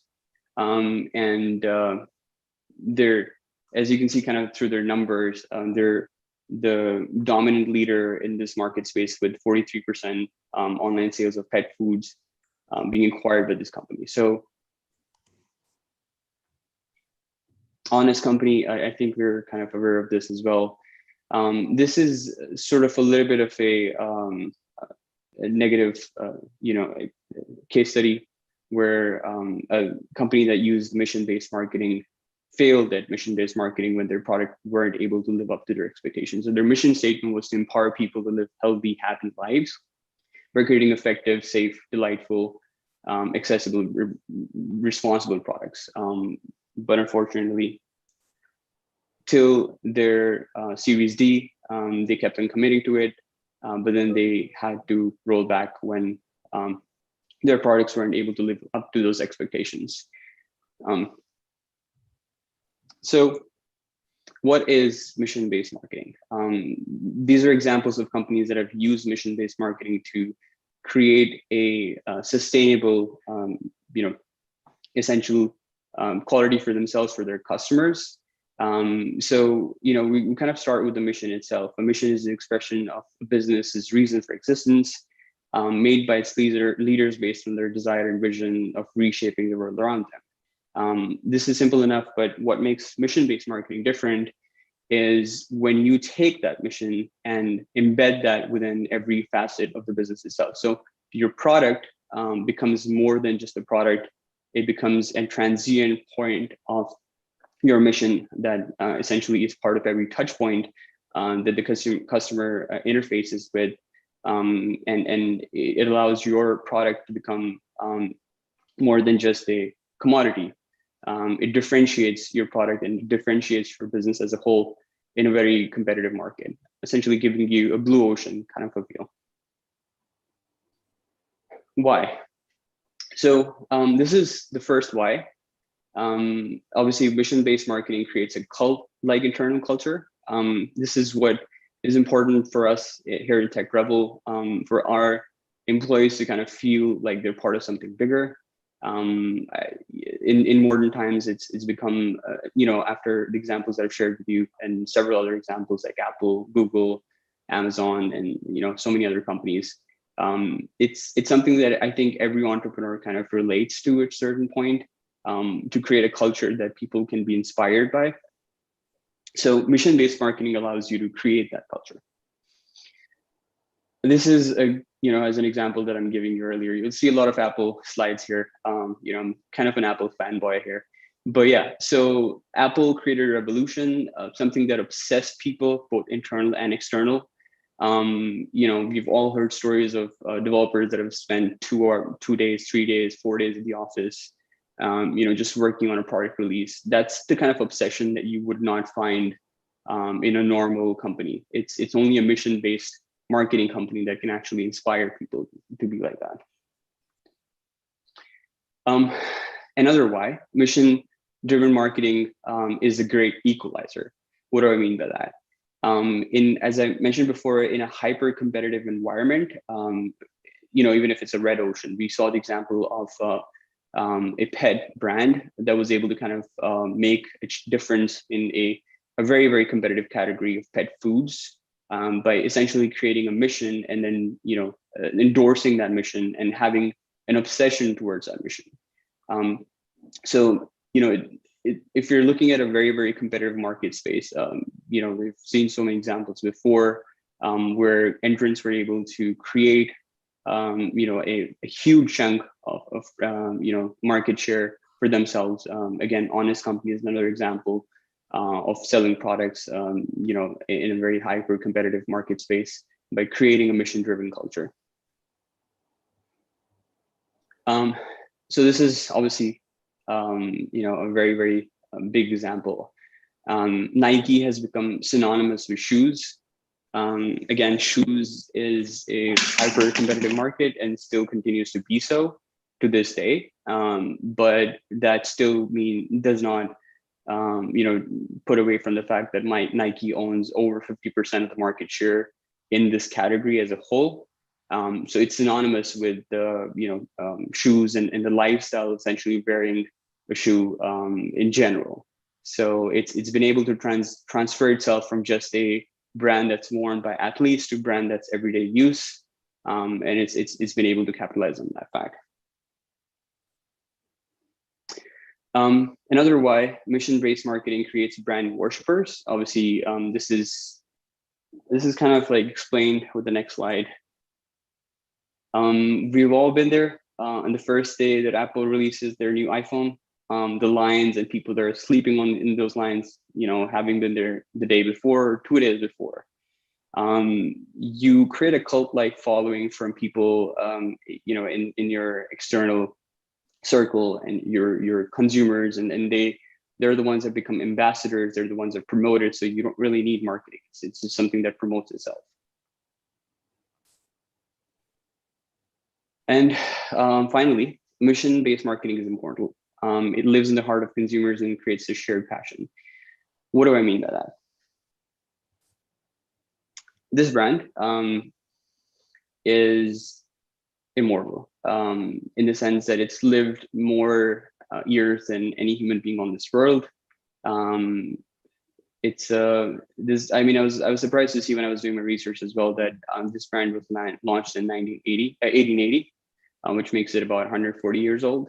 And yet it's still completely relevant. It's still something that people associate with modern, engagements. It's just something that people associate with something new. They don't even consider it old. So mission-based marketing allows you to create immortal brands that live in cultures and become a trademark of, values and passion that people share. How? So for us, when we started considering mission-based marketing and what we could do to embed mission-based marketing, we realized that we needed to make our values known through every touch point that we have with customers. So what you need to do is understand that each touch point you have, whether it's physical, whether it's virtual, whether it's emails, podcasts, social media posts, your salespeople, your employees, your clients, every touch point that your brand has, that your company has to have its mission embedded in it. You have to have your values incorporated into every touch point so that your customers can understand it. It's not just enough for you to write it on your walls. It's not just enough for you to preach it. You have to, walk the talk. So each time a brand is experienced, a memory should be created or recalled. That's kind of explain a little bit better the next slide. Sprite showers. There's another name for it now. It's called experiential marketing, but it's the same thing. Like every touch point the brand has, and I'm not sure if any of you guys have had the experience of visiting Apple's headquarters, but the whole concept of bezel-less products, they've converted that into their entire headquarters. The entire headquarters, including the restrooms, don't have any bezels. It's completely bezel-less. So every touch point that your product has with a customer, it has to be a resonation. It has to resonate your values, your mission, what you're trying to define essentially. Culture is a physical manifestation of your values into an experience. So, pretty much splash, your culture in every wall you can find. This is the next example is more like a physical representation, but if you have a chance to visit Facebook's headquarters, they have the idea behind connecting the world, their mission, essentially, making connections. This is shown by this wall, but there's so many more areas that they kind of, from the fact that the Facebook headquarters looks like, campus, where just people are walking around and they have like different things that are happening around them, and they're just so casual, to the fact that they have a sort of virtual reality kind of a display where you can actually see different countries which have Facebook, and how Facebook has impacted people's lives in those countries.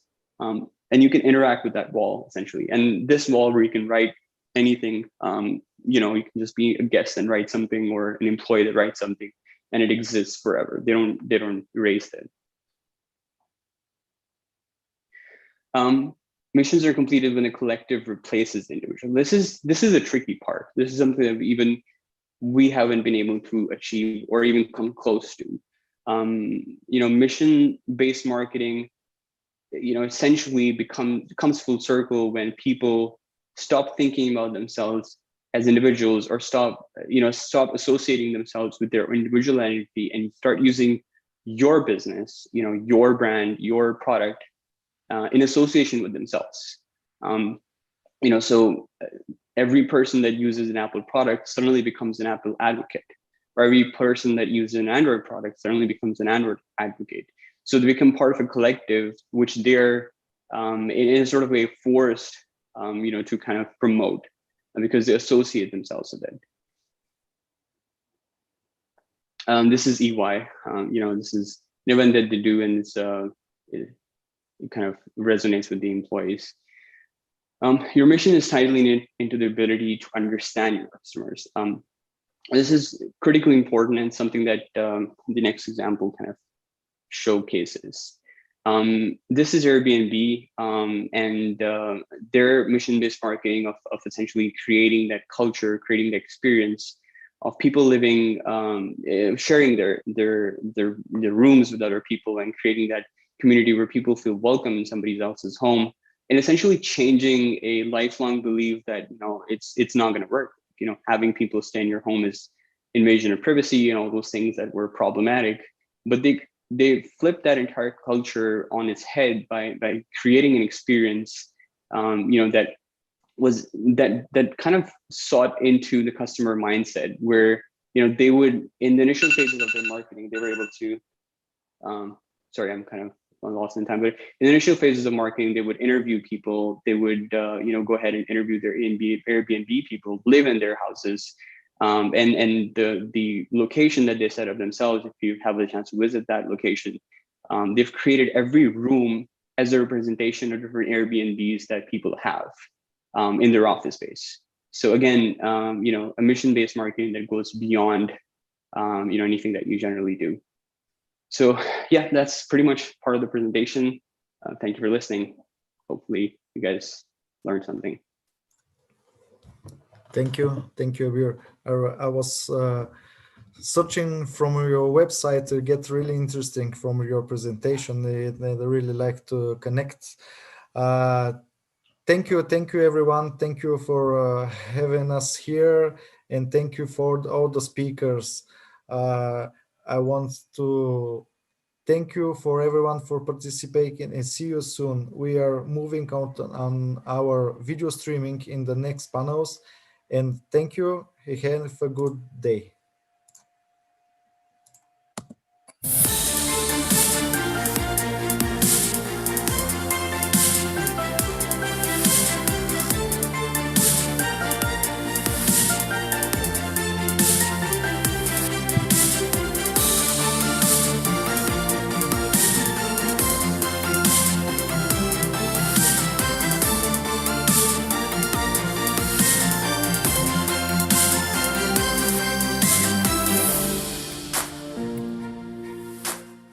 Telefonen, alltså.